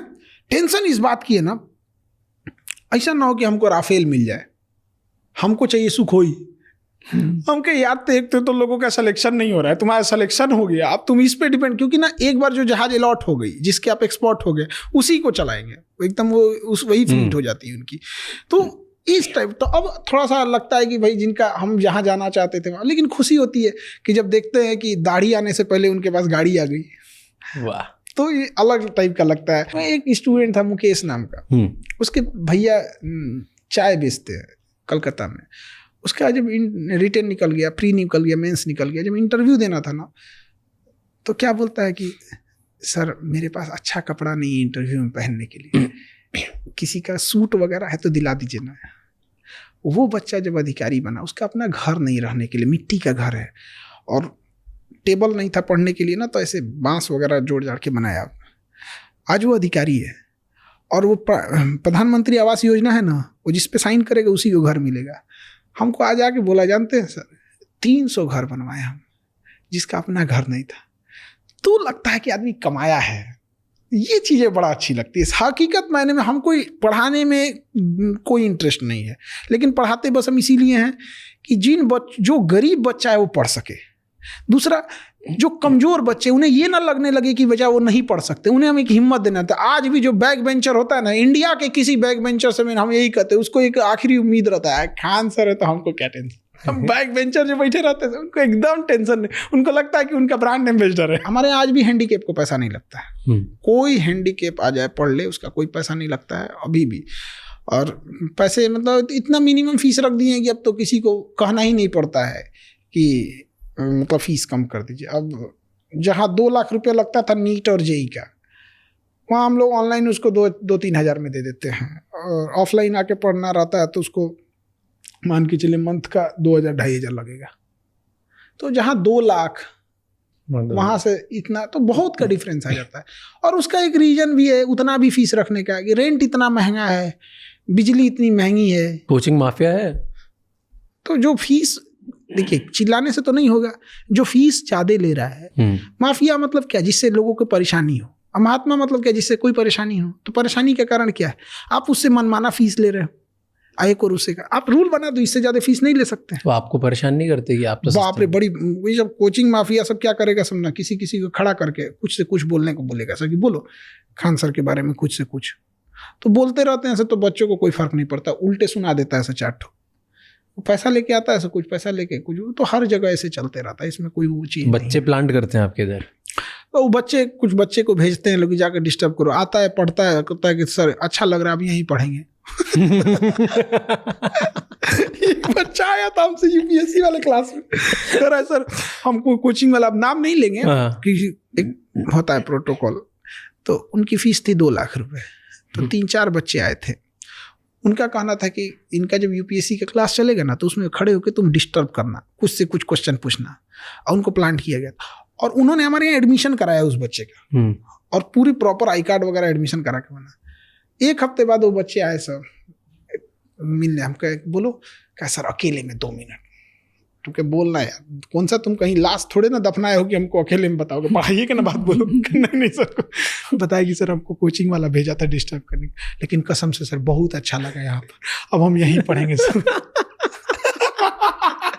आवाज बस इस चीज को उठना चाहिए कि कोचिंग की फीस एक लिमिट में होनी चाहिए, आप इससे ज्यादा नहीं ले जा सकते। और जो कम लेते हैं उन पे टैक्स वगैरह में थोड़ी सहूलियत देनी चाहिए। अब एक बात बताइए, जब लॉकडाउन लगा था देश के पास पैसे नहीं था, पहली बार हुआ था, आपको बिलीव कीजिएगा कि हमने जो पहला बैच लाया था पूरे कोर्स का 11 रुपए का था, कल्पना नहीं कर सकते कोई 11 रुपए का। और एक बच्चा गुजरात या महाराष्ट्र से गुजरात थोड़ी दूर पे मेरे क्लास में आया, वो पूरी मतलब क्लास के सामने बड़ा अजीब उदास हो गया। 11 रुपये में पढ़ा था, उसके कंधे पे 2 स्टार लगे हैं, अभी बिहार पुलिस में इंस्पेक्टर हैं, एसआई है वहाँ पे। वो गुजरात में 12,000 रुपया पे 12,000 रुपये, उसी में उसको रहना भी है खाना भी है, कहता था 6-7 हज़ार रुपये बचता था। पेंट करता था पेंट, और ना मोबाइल उसका नहीं था ना, तो उसने दोस्त के मोबाइल से बैच खरीदा था 11 रुपये में। उसके मोबाइल नहीं था, 11 रुपये तो महंगा नहीं है, बट वो वाला मोबाइल था कीपैड वाला, तो उसमें क्लासेस नहीं चलते थे, तो उसके मोबाइल में वो चलता था। अब वो क्या है, वो उसका जो दोस्त था वो गाना सुनता था, तो जब वो सो जाता था तो उसके मोबाइल से पढ़ता था 11 रुपये में पढ़ के। और वही कहा कि सर आप लोग नहीं रहते ना तो हम लोग का गरीब का हिम्मतें टूट जाता, और उस पर हम लोग 18% GST दिए 11 रुपये में। आज आप इतने बच्चों को पढ़ाते हो, सबसे बड़े चैलेंजेस क्या दिखते हैं आपको स्टूडेंट्स के? अलग अलग तरीके के क्या चैलेंजेस होते हैं? 2 बड़े चैलेंजेस ये देखते हैं ना कि जो बच्चे आ रहे होते हैं ना वो ग्रेजुएशन तो कर लिए हैं बट स्टैंडर्ड ग्रेजुएशन का नहीं है। अब प्रॉब्लम ये आती है कि आप ग्रेजुएशन के एग्ज़ाम देने आए हो, आपका स्टैंडर्ड ही नहीं है वहाँ पे। ये वैसे ही है कि जैसे हमें कोई ज़मीन का टुकड़ा दे दिया गया यहाँ मकान बनाने के लिए, बट वो ज़मीन नहीं है, तालाब है, तो हमें तो कुछ टाइम यही लग जाएगा उसको बराबर करने में, तब ना भैया बनाएंगे उसको। एक ये खराबी है।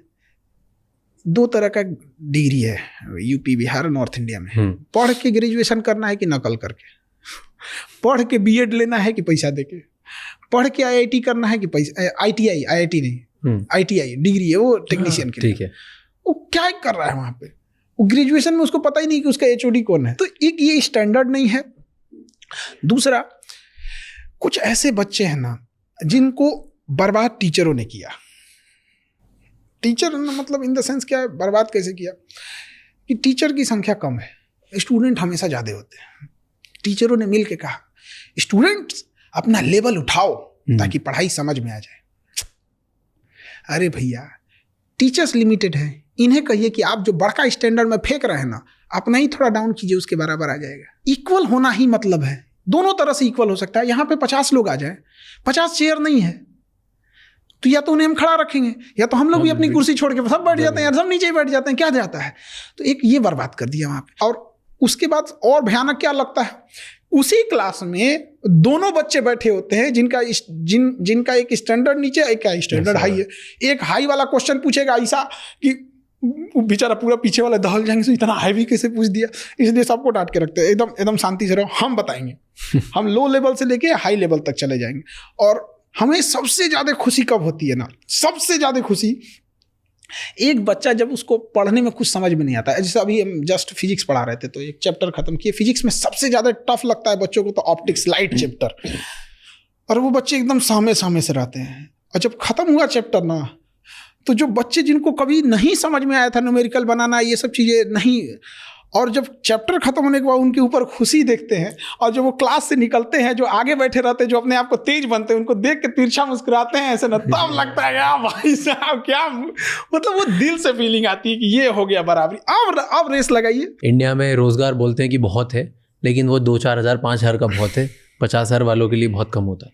तो आज बच्चा क्या करे जिससे वो अपने आप को इतना स्किल कर सकता है, जिससे वो पैसे कमा सकता है, आगे बढ़ सकता है? क्या करना चाहिए उसे? देखिए, स्किल अलग अलग लेवल का, जहाँ पे उसको, जैसे हम स्किल कब सीखने को बोलते हैं, जब उसको हम नौकरी की तलाश में आ जाता है, जब बर्डन हो जाता है घर की जिम्मे, तब निकलता है। मतलब आप समझिए किसी को आप तालाब में फेंक दिए, उसके बाद पूछ रहे हैं तैरना नहीं जानते हो, मरेगा वो तो। आखिर उस इंसान को कमाना है, कहीं ना कहीं अपने पैरों पे खड़ा होना है, तो उसको टेंथ से ही कुछ चीज़ें, इंटरमीडिएट से ही कुछ सिखाते चलिए ताकि ग्रेजुएशन ख़त्म होते होते वो उस लेवल तक हो सके, कम से कम अपना निकाल सके, फिर आगे बढ़े गया। हम लोग कब करते हैं? जब ग्रेजुएशन ख़त्म हो जाता है तब। आज की तारीख में कौन सी 3 स्किल लगती है आपको जो बच्चों को सीखनी चाहिए जिससे करियर सिक्योर होगा? अभी जैसे डिजिटल में बहुत सारी चीज़ें आ गई हैं, AI है फिलहाल में, इसका कोई फिक्स नहीं रहता कि कल को इससे ज़्यादा कुछ आ जाएगा, कहीं पे भी कोई काम कर सकते हैं। जैसे एक सिंपल सी बात करते हैं कि अगर कोई नॉर्मल BSc कर रहा है और एक कोई नर्सिंग के साथ BSc कर रहा है, नर्सिंग वाले के लिए टेंशन नहीं है, वो भी कहलाएगा BSc, वो भी कहलाएगा BSc, बट नॉर्मल BSc वाला सड़क पे आ जाएगा, फिर उसे कोई कंपटीशन निकालना पड़ेगा। और जो BSc नर्सिंग कर रहा है उसको फट से, अभी उसकी नर्सिंग कंप्लीट भी नहीं होगी ना, लास्ट ईयर में इंटर्न पे रख लेंगे, सो कहीं ना कहीं हेल्पिंग स्टार्टिंग, मतलब उसको पूरी कंप्लीट होने से पहले ही रख लेंगे। फिर वो ना स्टार्टिंग में ही अगर 2 साल भी कंप्लीट कर लिया ना, तो अपना हॉस्टल और मेस का खर्चा निकाल लेगा, धीरे धीरे कोई हॉस्पिटल पकड़ लेगा। बट प्रॉब्लम कहाँ आती है? नर्सिंग की फीस कितनी है? 7-8 लाख। और एक्चुअल में ये फीस 7-8 लाख रहती तो समझ में आ देती, उसकी 7-8 लाख रुपए फीस नहीं है, सरकार छूट दे दिया है, जितना लेना है ले लो आप। क्यों? क्योंकि नर्सिंग कॉलेजेस कम है। क्या मरीज कम है? नहीं। अब फ्यूचर में अब इतना बड़ा काम कर लिया आपने, इतने लोगों को पढ़ा रहे हो, अब क्या करोगे आगे? देखिए, हम तो पढ़ा रहे हैं मजबूरी में, क्योंकि गरीब पढ़ सके और हिम्मत हो सके। मेरा इंटरेस्ट इसमें नहीं है, इंटरेस्ट मेरा फौज में था। इच्छा क्या है हमारी कि हम वो भारत देखना चाहते हैं ना, कि जहाँ पुराने से धोती कुर्ता में पहना हुआ एक किसान शीशे का दरवाजा खोल के कहे कि ये 4 व्हीलर कितने का है। एक पहचान होनी चाहिए कि ये बड़का गड़िया किसान लेके घूमता है। आज कैसे है कि नेता सब फॉर्च्यूनर लेके घूम रहा है, लैंड रोवर लेके घूम रहा है, उसे किसानों की एक पहचान होनी चाहिए, बैलगाड़ी से हटना चाहिए उनको।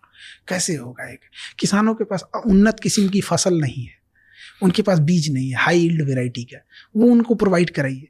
जब वो फसल बोते हैं तो उन पे कीट का अटैक हो जाता है, उनकी 50% फसल खराब हो जाती है, उनके पास कोई टेक्नोलॉजी नहीं है। ल्योर टेक्नोलॉजी उनको भेजिए वहाँ पे। वो क्या होता है, एक बड़ा सुगंध होता है उससे, वो ना मेल को अपनी ओर अट्रैक्ट करता है। उसकी वो दवा होती है, उसकी सुगंध फीमेल कीट की तरह होती है, तो उसको ना सारे मेल उसी को समझ के ना आ जाते हैं सब एक पास, और उसको एक बड़े से प्लेट में ऐसे रख दीजिए, उसमें हल्का सा केमिकल डाल के, उस पर जैसे बैठेगा डूब जाएगा, पानी में डूब जाएगा वो। या फिर एक स्टिकी पेपर ले लीजिए, उसी पे उस दवा को चिपका दीजिए, उसको लगेगा फीमेल है, सारे मेल आ जाएंगे। तो ऐसे क्या है ना कि आपको कम खर्च करना पड़ेगा, क्योंकि जब आप कीट को, मेल को भी मारेंगे फीमेल को भी मारेंगे तो डबल मेहनत है। और ल्योर की मदद से केवल आके मेल मरेगा, जहाँ मेल मरेगा उनका रिप्रोडक्शन साइकिल रुक जाएगा। जब रिप्रोडक्शन साइकिल रुक जाएगा तो फिर धीरे धीरे कंट्रोल हो जाएगा। ये उनके पास है ही नहीं। गवर्नमेंट सोई हुई है, अगर उसकी फसल हो गई और वो जब बेचने जाएगा ना सब्जी फल, तो समाज में गिद्ध बैठे हैं सब, उस किसान को देखते हैं आराम से, रुक शाम हो जाने दे, शाम हो जाने दे, तुम 20 रुपया में ना बेच रहा है, तुम 10 रुपया में नहीं बेच के जाएगा तो तुम बताना। इतना अफसोस लगता है ना, क्योंकि वापस लाएगा तो उसको 10 रुपया भी नहीं मिलेगा। क्या गांव में एक कोल्ड स्टोर नहीं हो सकता है? तो आप क्या कर रहे हो इसके लिए? अभी हम इसमें, हम कोई काम करने से पहले बड़ी गहन अध्ययन करना पड़ता है। तो यही करना है तो हमको एक चीज़ देखना है, जैसे आज स्टूडेंट के लिए तो जिंदगी भर करते रहेंगे, इनके लिए नो डाउट। हमको वो देखना है किसानों के लिए, कभी उनका भी एक ऐसा क्लास ले बैठा के, ऐसा करना है, और उनको एक टारगेट दे कि देखो भैया, तुमको 2 साल का टाइम देते हैं, 2 साल तक के बाद तुमको हम 4 व्हीलर पे देखेंगे, हमको उससे मतलब नहीं है तुम कैसे लाओगे, हम जान निकाल लेंगे काम करा के। जैसे स्टूडेंट को कैसे, मतलब उनको तो मानते हैं, पढ़ाते हैं, लेकिन उनसे हम टारगेट जो दिए वो करवा देते हैं। तो किसानों को भी थोड़ा एज में बड़े रहते हैं लोग, दादा एज के किसान लोग, लेकिन काम तो करा लेंगे हमको।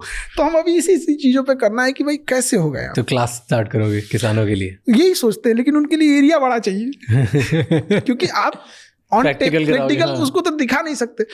एरिया बड़ा चाहिए, गवर्नमेंट से मांग नहीं सकते हैं क्योंकि गवर्नमेंट देगी नहीं। गवर्नमेंट हेल्प करेगी तो अगर कभी नहीं लेना चाहिए आपको। एक गवर्नमेंट हेल्प करेगी, अगली गवर्नमेंट उजाड़ के चली जाएगी। खुद खड़े हो जाओ, पॉलिटिक्स में जाओ, पॉलिसी चेंज करो। खड़े झूठ बोलना पड़ता है उसमें, हम लोग से होगा नहीं। टीचर से तो और ना होगा, क्योंकि हम लोग को आदत होती है मिक्स भाषा नहीं बोलते हैं। भैया ये होगा तो होगा, नहीं होगा तो नहीं होगा। बच्चों को खड़ा बोल देते हैं भाई इतना ऐसा मेहनत करेगा तो तुम्हारा रिजल्ट नहीं होगा, तुम्हें और करना पड़ेगा। खड़ा बोल देते हैं भाई, उसे खराब लगेगा बट करेगा तो मेहनत, इसलिए पॉलिटिक्स नहीं हो पाएगा। बड़ी मुश्किल है, हम जैसे लोगों के लिए मुश्किल है। लोग भी हम जैसे लोगों को नहीं पसंद करते हैं। उनको वही नेता चाहिए जो उनको अच्छा अच्छा बात बोले, भाषण दे, उल्टा सीधा कुछ से कुछ बोले। एक नेता तो कह रहा था 2 महीना में एयरपोर्ट चालू कर देंगे। हम कह रहे भाई साहब 2 महीना में तुम साइकिल स्टैंड नहीं बना पाएगा, एयरपोर्ट कहाँ से बना रहा है? हिम्मत देखिए उसका, कह रहा 2 महीना में चालू कर देंगे हम। और 1 साल बीत गया। पिछला इलेक्शन 2024 का था ना, उसमें बोल रहा था। हमारे यहाँ छपरा एक डिस्ट्रिक्ट है, सारा डिस्ट्रिक्ट, वहाँ एक एयरपोर्ट, उसमें भैंस घूमती है छोटा सा। उसमें पुलिस की ट्रेनिंग सेंटर है वहाँ पे। एक भागलपुर में भी, उस पे भी ऐसे, वो अंग्रेजों के टाइम से बनाया। उसको हर इलेक्शन में कोई पॉलिटिशियन आएगा, क्या कहेगा, इसे हम इंटरनेशनल एयरपोर्ट बनाएंगे। डोमेस्टिक भी नहीं, डोमेस्टिक मतलब छोटा मोटा बात थोड़ी होता है यहाँ पे। डोमेस्टिक मतलब क्या होता है? अभी ना भैंस घूम रही है, इस पे एमिरेट्स एयरलाइन उतरी, एयरबस A380। इनको छोड़ दीजिएगा ना तो कहेगा कि सुनीता विलियम फंस गई थी, इसी पे उतार देंगे। आप KBC गए थे? हाँ। कैसा रहा एक्सपीरियंस? बहुत बेहतर, बहुत बेहतर। बताओ उधर क्या होता है, कैसे होता है? KBC में? हाँ, क्या बिहाइंड द सीन्स क्या होता है? बिहाइंड द सीन में कुछ खास नहीं होता है। जैसे लोग बुलाते हैं आपको फोन, पहले बुलाया जाता है तो 2 चीजें होती है। एक होती है कि आपको कैसे मतलब बैठना उठना है, क्योंकि वहां जाके आप माइक को सीधा करने लगे तो नहीं ना होगा यहाँ पे। और वो बताया जाता है कि क्वेश्चन को सुनने देना है, पहले पूरा प्रॉपर क्वेश्चन सुन लीजिएगा। वो हिंदी में भी बोलेंगे, इंग्लिश में भी बोलेंगे, तो वहां पर प्रॉपर आपको बता दिया जाता है कि इंग्लिश हिंदी दोनों में आपको क्वेश्चन क्या पूछेंगे ये किसी को नहीं पता होता है। और ये बहुत गलत मिथ है, कभी किसी को और भी कौन बनेगा करोड़पति में, इतना बड़े लेवल में चीज इतना धांधली नहीं होती है। तो बस आपको कुर्सी उर्सी दिखा देंगे 5 मिनट का, और वो नियम कानून समझा देंगे कि कब ब्रेक लिया जाएगा, तो आपको शांत रहना है कि ब्रेक के बीच में आप चाय पानी पी सकते हैं। उसके बाद से फिर वो एक ठो बॉस में बैठा देता है, लोग वैनिटी वैन बोला जाता है उसको, बस में बैठा देगा। और उसमें शीशा, कंघी, तेल सब चीज़ रहता है वहाँ पे। अच्छा, झाल मुड़ी कैसे बेचता है लोग ट्रेन वगैरह में, चना ये सब। वैसे मेकअप वाला सामान लेके आया था एक ठो। सर लगा दे, हम कहे ना भैया ये सब मत लगाओ, हमको और खराब लगने लगेंगे। तो जिसको लगाना है वो लगा लिया अपना यहाँ पे। और उसके बाद से फिर नॉर्मल सा वो शर्ट पहन के आए, तो कहे कि सर ये तो शर्ट ठीक नहीं है आपका। कौन बनेगा करोड़पति में कोई आता है तो बड़ा सोच समझ के आता है कि मैं यहाँ जा रहा हूँ, ऐसा कपड़ा पहनूंगा वैसे। हाँ, बात उनका भी सही था। हम क्लास लिए और रक्षाबंधन था, राखी बंधवाएं, और शाम 6 बजते बजते राखी कंप्लीट हुआ, और रात 9 बजे की फ्लाइट पकड़ के मुंबई आ गए। अगले दिन शूट हो गया। तो हम तो जल्दबाजी में आए थे। हम क्या यार, जो कपड़ा है इसी पे खींच दो ना यार, कौन मार हमको शक्ल देख के यहाँ बुलाया। शक्ल देख के बुलाना रहता तो कभी ना बुलाता। उन लोग को तो यहाँ खुद हीरो हीरोइन की कमी है थोड़ी। फिर वैनिटी वैन में रहते हैं, फिर अमिताभ बच्चन साहब आते हैं। वैनिटी वैन में आते हैं? नहीं, वैन में नहीं, उनका वो पीछे एक स्टूडियो रहता है पर्दे के पीछे, तो वहाँ वो 2 मिनट के लिए सबसे मिलते हैं कि आज हम लोग का वो शो है तो चलते हैं हम लोग। फिर बैठते हैं, क्वेश्चन चालू हो जाता है। हम लोग के लिए बहुत नया क्या था ना कि वो जिस स्टेज पे बैठते हैं ना उसके भी नीचे लाइट लगी होती है, और वो लाइट एक जगह वो ऐसे घूमते रहती है, ऐसे ऐसे ऐसे, सामने भी ऐसे ऐसे घूमते रहता है, और इधर से म्यूजिक निकलते रहता है, और सामने क्वेश्चन है, और क्वेश्चन पूछने वाला कौन है? अमिताभ बच्चन। एक रेस्पेक्ट की फीलिंग आती है कि हम तो देखते रह गए उनको, कोई क्वेश्चन बाद में जाएंगे हम देखेंगे बाप रे बाप। क्योंकि एक बार हमको याद है कि उनकी एक फिल्म देखने गए थे, मर्द, तो हम लोग के घर टीवी नहीं थी, तो दूर गए थे लोग देखने के लिए, तो रात हो गया था आने के लिए। तो जब लौट के आए ना, तो घर दरवाजे पे सब लोग इंतजार कर रहे थे अपना अपना सामान लेके पीटने के लिए, कोई झाड़ू, कोई चप्पल, जिसको जो मिला धो दिया। मेरी बुआ मजाक करने के लिए पूछी, और जाएगा फिल्म देखने? और जाएगा? अब मजा आ रहा है ना, पिटाया है ना? तो हमको गुस्सा लगा। हम कहे मर्द को दर्द नहीं होता है, फिर पिटाया। उन्हीं का फिल्म था ना, मर्द भी फिर पिटाए थे। तो अमिताभ बच्चन थे सामने, तो लगता है भाई कौन है। और हमको सबसे बड़ा क्या डर लग रहा था, हम हैं टीचर, और सबसे ज्यादा अगर कोई किसी का टांग खींचता है ना, तो एक टीचर दूसरे टीचर का टांग खींचता है। ये सबसे उटपटांग चीज है। देखिए, कभी किसी टीचर का यूनियन आप नहीं देखिएगा, उसको सबसे ज्यादा टांग खींचेगा, एक दूसरे की बुराई। उसको क्या आता है, अरे भाई पढ़ाना यार। एक टीचर को क्या होना चाहिए कि आप कितने कम फीस में पढ़ाए, बात इस पे होनी चाहिए। कितना बेहतर ढंग से समझाए, बात इस पे होनी चाहिए। आपका क्वेश्चन कितना एग्जाम में होना चाहिए, आ गया, खत्म। 3 चीज के बाद आपको क्या मतलब बनता है। तो हम गए, हमको इस बात का टेंशन था कि अगर एक को क्वेश्चन छूटा तो हमारे ही लोग, टीचिंग के लोग क्लास में कहेंगे एक मास्टर गए थे केबीसी में, और हमको डर किस बात का था कि फिल्म से क्वेश्चन ना पूछ दे, क्योंकि हमें फिल्म के बारे में कोई आइडिया नहीं है। बहुत उटपटांगे यहाँ पे। तो वहाँ पे तो हम बैठे थे, फिल्म सिटी में तो खाली इधर ही उधर रहते हैं लोग यहाँ पे। तो एक कोई लेडीज थी, तो हमसे पूछने लगी कि सर ये ऐसे, हल्का बातचीत हो गया। तो हम पूछे आप क्या करती हैं, तो हमारे टीम वाला एक बोला क्या करते हैं, वो हीरोइन है। वो हम कहे तो गड़बड़ हो गया हमको क्या पता यार, हम फिल्म नहीं देखते हैं। हमको बहुत खराब लगा, सॉरी मैडम। कौन थे? आपको हीरोइन थी। अच्छा। अब फिल्म सिटी में तो खाली हीरोइन ही रहते हैं, उसमें बाकी लोग रहता कौन है। हम नहीं देखते हैं फिल्म। हमको ना मोबाइल और हीरोइन एक के जैसा लगती है सब। अब तो मोबाइल सब एक ही डिजाइन का आ गया है, कोई चेंजिंग ही नहीं रह गया। पहले बटन वाला था तो समझ में आता था, ये दूसरा मोबाइल, ये दूसरा मोबाइल है, एक ही जैसा लगता है। तो फिर वही डर इसी बात का था कि फिल्म से क्वेश्चन ना पूछ दे। फिल्म से नहीं आया, दड़दड़ा दिए बाकी सब। पढ़ने से आप करोड़पति बन गए रियल लाइफ में? रियल लाइफ में मतलब पैसे से? हाँ। देखिए, अमीर इंसान का हम एक परिभाषा बताते हैं, जिसके बगल में बैठे गरीब को एहसास ना हो कि वो गरीब है। हमारे बगल में कि गरीब को कोई दिक्कत नहीं हो गया कभी भी कोई चीज। अब थोड़ा सा भीड़ भाड़ इतना हो जाता है ना, हम तो खुद चाहते हैं, हमको सबसे अच्छी लगती है मोटरसाइकिल। कहीं भी घुस जाओ, ना जाम में फंसना, ना किसी गली में। बट होता क्या ना कि अभी मोटरसाइकिल से जाएंगे तो कोई रोक लेगा, सर मेरा बेटा इंटर किया है, इसको क्या कराना चाहिए, इनको क्या कराना चाहिए। हम क्या बोलते बोलते फंस जाएंगे। मेरा एक बार फ्लाइट छूट गई थी इसी चक्कर में भगा कर धकेलते नहीं ना भाग सकते आप। तो सर ये क्या करे, 10th में कई लोग तो पूछते हैं मेरा बेटा अभी 5 में। हम कह रहे यार उसको तो 5 में है, तो आप अभी से क्या उसको डिस्टर्ब करें। अभी तो उसको उसकी खेलने कूदने की उम्र है, अभी तो स्कूल में जा रहा है, उसको उतना 5 घंटा 6 घंटा उसको रहने दीजिए यहाँ पे। तो थोड़ा सा हो जाता है। आप कपिल शर्मा में भी गए थे? हाँ। वहाँ का एक्सपीरियंस कैसा था? वो भी बहुत बड़े। कपिल शर्मा ना रियली मतलब वो ना कॉमेडियन टाइप के हाई है, उनके बातें में ही हंसी आती रहती है मतलब 10 मिनट बात भी करेंगे तो बहुत हंसी आएगी। तो वो मिले फिर आपसे बिफोर शूट के? पहले मिलते हैं बाद में मिलते हैं, क्या था उधर एक्सपीरियंस कैसा था? हम शूट से पहले हमको लगता है 1-8 मिनट के लिए सब लोग मिलते हैं, ज्यादा के लिए नहीं, बस वो गेट टुगेदर के लिए, नमस्ते हाय हेलो कैसे हो गया। लेकिन अमिताभ बच्चन को हम देख के ना बोले, मतलब इंसान अपनी सफलता के मतलब दादा साहब फाल्के के बाद कोई फिल्म इंडस्ट्री में है तो वही है। इतना वहाँ पे वो जो झुक के सबको नमस्ते प्रणाम करना, ऐसे करना, क्या इंसान, ये बहुत बड़ी चीज होती है। यहाँ कोई 2-4 पैसा कमा लेता है तो अकड़ में उठता है। हमारा बोलेरो खरीद लेगा तो पूरा भर गाँव नचाएगा बोलेरो वो EMI पे। अब आप भी आज इतना बढ़िया काम कर रहे हो, इतने बच्चे आपको देखते हैं, इंस्पिरेशन मांगते हैं, और बहुत आपने अचीव किया लाइफ। आपको कोई कैसे याद रखे? हम बस ये चाहते हैं कि एक कोई असहाय, जैसे अभी स्टूडेंट्स की बात करते हैं, किसान और स्टूडेंट्स, हमको ऐसा लगता है कि उनको जब मुसीबत पड़े ना तो आज भी वो याद रखते हैं ना कि अगर हमारी पढ़ाई छूट रही है ना तो एक इंसान है जो हमारी पढ़ाई नहीं छूटने देगा। अभी एक खुशबू नाम की लड़की थी, हम आपको अभी 3 दिन पहले की बात बताते हैं। वो 10th एग्जाम में वो एक ऐसे गांव में नदी के उस पार रहती थी, तो जाने के लिए पुल भी नहीं था, तो नाव से जाना पड़ता था। बाढ़ आ जाएगी तो नाव से भी नहीं जा सकते, उधर एक भी हॉस्पिटल भी नहीं है, बीमार पड़ गए तो रात भर इंतजार करो नहीं तो मर जाओ।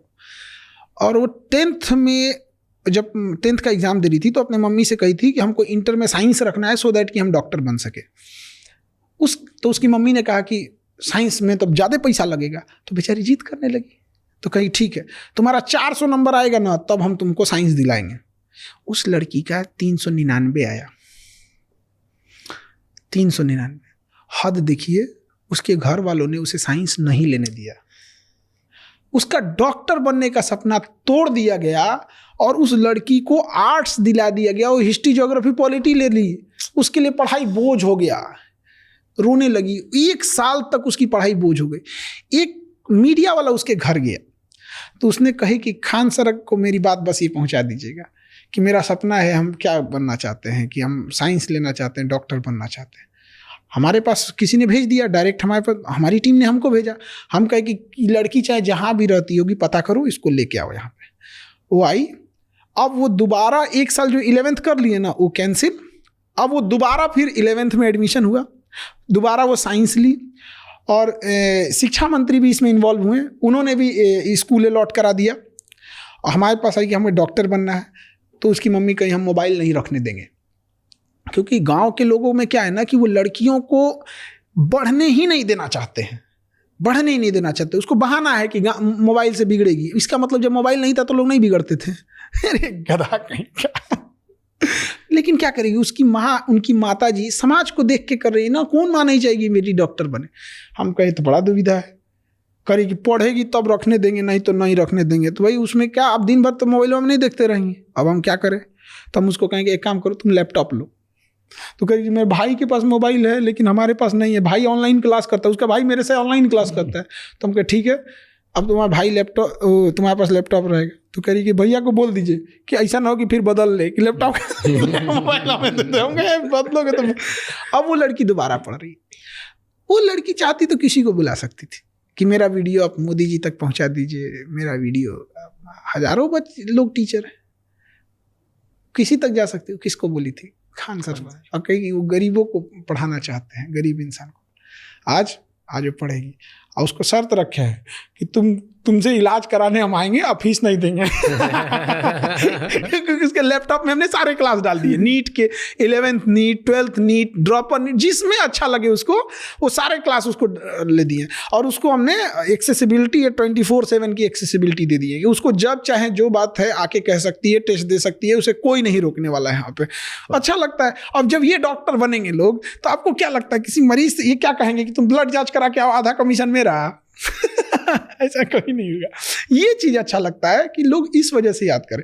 हमें जानने के लिए सब जानते हैं, लेकिन उम्मीद की नजर से कोई देखता है तो गरीब लोग देखते हैं। आज भी पटना में जो लोग आते हैं तो हॉस्पिटल में कहीं पे जब ब्लड नहीं मिलता है ना, तो हॉस्पिटल वाला चुपचाप बोलता है कि चल जाओ खान सर के पास, वो ब्लड दिला देंगे। और हम सैल्यूट करते हैं ऐसे गार्जियन को जिनके बच्चों को हम पढ़ाते हैं, क्या संस्कार सिखा के भेजा।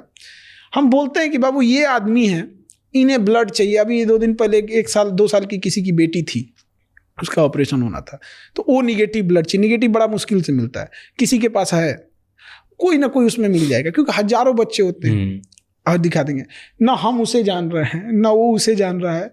मेरे कहने पर उस बच्चे की माँ बाप को हम कहते हैं कभी इनके माँ बाप मिले तो हम दंडवत प्रणाम करें जमीन पे लेट के, भाई क्या संस्कार सिखाए। आज मतलब कि दुनिया में कोई किसी को ब्लड नहीं देता है, मेरे कहने पर वो जाके उसको ब्लड दे जाते हैं। तो ये चीज़ बहुत अच्छा लगता है कि क्या ही बताया जाए, ना हम जान रहे हैं ना कुछ, गजब लगता है। एक बहुत बूढ़े आदमी थे वहाँ पे, उनका मतलब 7-8 यूनिट ब्लड चाहिए था, कहाँ से लाएंगे। तो उनको जब दिलाए तो एकदम बूढ़े थे, झुक नहीं पा रहे थे, तो झुके अब लगे मतलब पैर पकड़ने के। हम क्या, अरे महाराज हमको नरक में भेजिएगा आप, यहाँ पे मेरा फर्ज बनता है, यहाँ हम लोग हैं, यहाँ जरूरत ना पड़े किसी को हॉस्पिटल में। लेकिन ऐसा भी नहीं है, इसीलिए कहते हैं कि आप बिहार आइएगा ना तो बिहार से आपको प्रेम हो जाएगा एकदम। वो जमीन का टुकड़ा नहीं, एक लगाव है, बुद्ध की धरती है। हमें युद्ध से पहले बुद्ध सिखाया गया, लेकिन परिस्थितियों ने ऐसा हमें तोड़ दिया, सिस्टम ने ऐसा हमें निचोड़ दिया, किसी ने हमारी सुनवाई ही नहीं की कि हमने बुद्ध छोड़ के युद्ध अपनाना पड़ा। चलो perfect sir, thank you so much. Thank you, बहुत अच्छा लगा आपसे बात करके। हाँ बहुत अच्छा लगा, बहुत ज्यादा देर बात कर ली हम लोग। तो बढ़िया है ना, आपका फर्स्ट पॉडकास्ट था, यादगार रहना चाहिए। वही हम कह रहे थे, बड़ा मतलब स्पेसियस लग रहा है ये, बड़ा मतलब वो कंफर्टेबल टाइप का लग रहा है। सर कैसे हो सर आप? बढ़िया, बहुत बढ़िया सर, बहुत अच्छा लगा आपको देख के। आई थिंक ये मेरा फर्स्ट पॉडकास्ट होगा। क्या बात कर रहे हैं? हाँ अरे सर, अब प्रेशर डाल दिया आपने मुझ पे। और हमारा तो अपना YouTube चैनल के लिए कोई एडिटर ही नहीं, हम खुद ही एडिट मार के कर देते हैं। सच में? आज भी बस खुद ही निकालते डाल। हम लोग की वीडियो में रहता क्या, जय हिंद बोलेंगे, सारा बात बताएंगे, अगले क्लास में मिलेंगे, जय हिंद, खत्म। उसमें एडिट क्या करना है? इंटरनेट का पेनिट्रेशन हर जगह है, लोग हर चीज देख रहे हैं। पाकिस्तान वाले वो सब इंटरनेट पे किस चीज पे आ गए हैं सब। वो क्या सर्च करके पाकिस्तान वाले आगे गए थे इंटरनेट पे, सबको पता है। वो गधों को इंटरनेट दिया गया, पढ़ाई लिखाई सर्च कर, तू सर्च करेगा तो कुछ और। थैंक यू सो मच ये एपिसोड एंड तक देखने के लिए। अब आपको 3 चीजें करनी है। सबसे पहले इस चैनल को सब्सक्राइब कर लो, क्योंकि जितना आप सब्सक्राइब करोगे उतने ही बेहतर और वैल्यूएबल गेस्ट हम ला पाएंगे आपके लिए। नंबर 2, मुझे कमेंट्स में बताओ इस एपिसोड में आपको क्या अच्छा लगा और क्या गंदा लगा, ताकि हम वो मिस्टेक्स रिपीट ना कर पाए। एंड कौन से ऐसे गेस्ट हैं जो आप देखना चाहते हो वापस हमारे पॉडकास्ट पे, ताकि हम उन्हें लेके आएँ और आपको ज़्यादा से ज़्यादा वैल्यू दे पाएँ। एंड नंबर 3, ये एपिसोड किसी एक इंसान के साथ ज़रूर शेयर करना, क्योंकि one conversation can change someone's life. I'll see you next time. Until then, keep figuring out.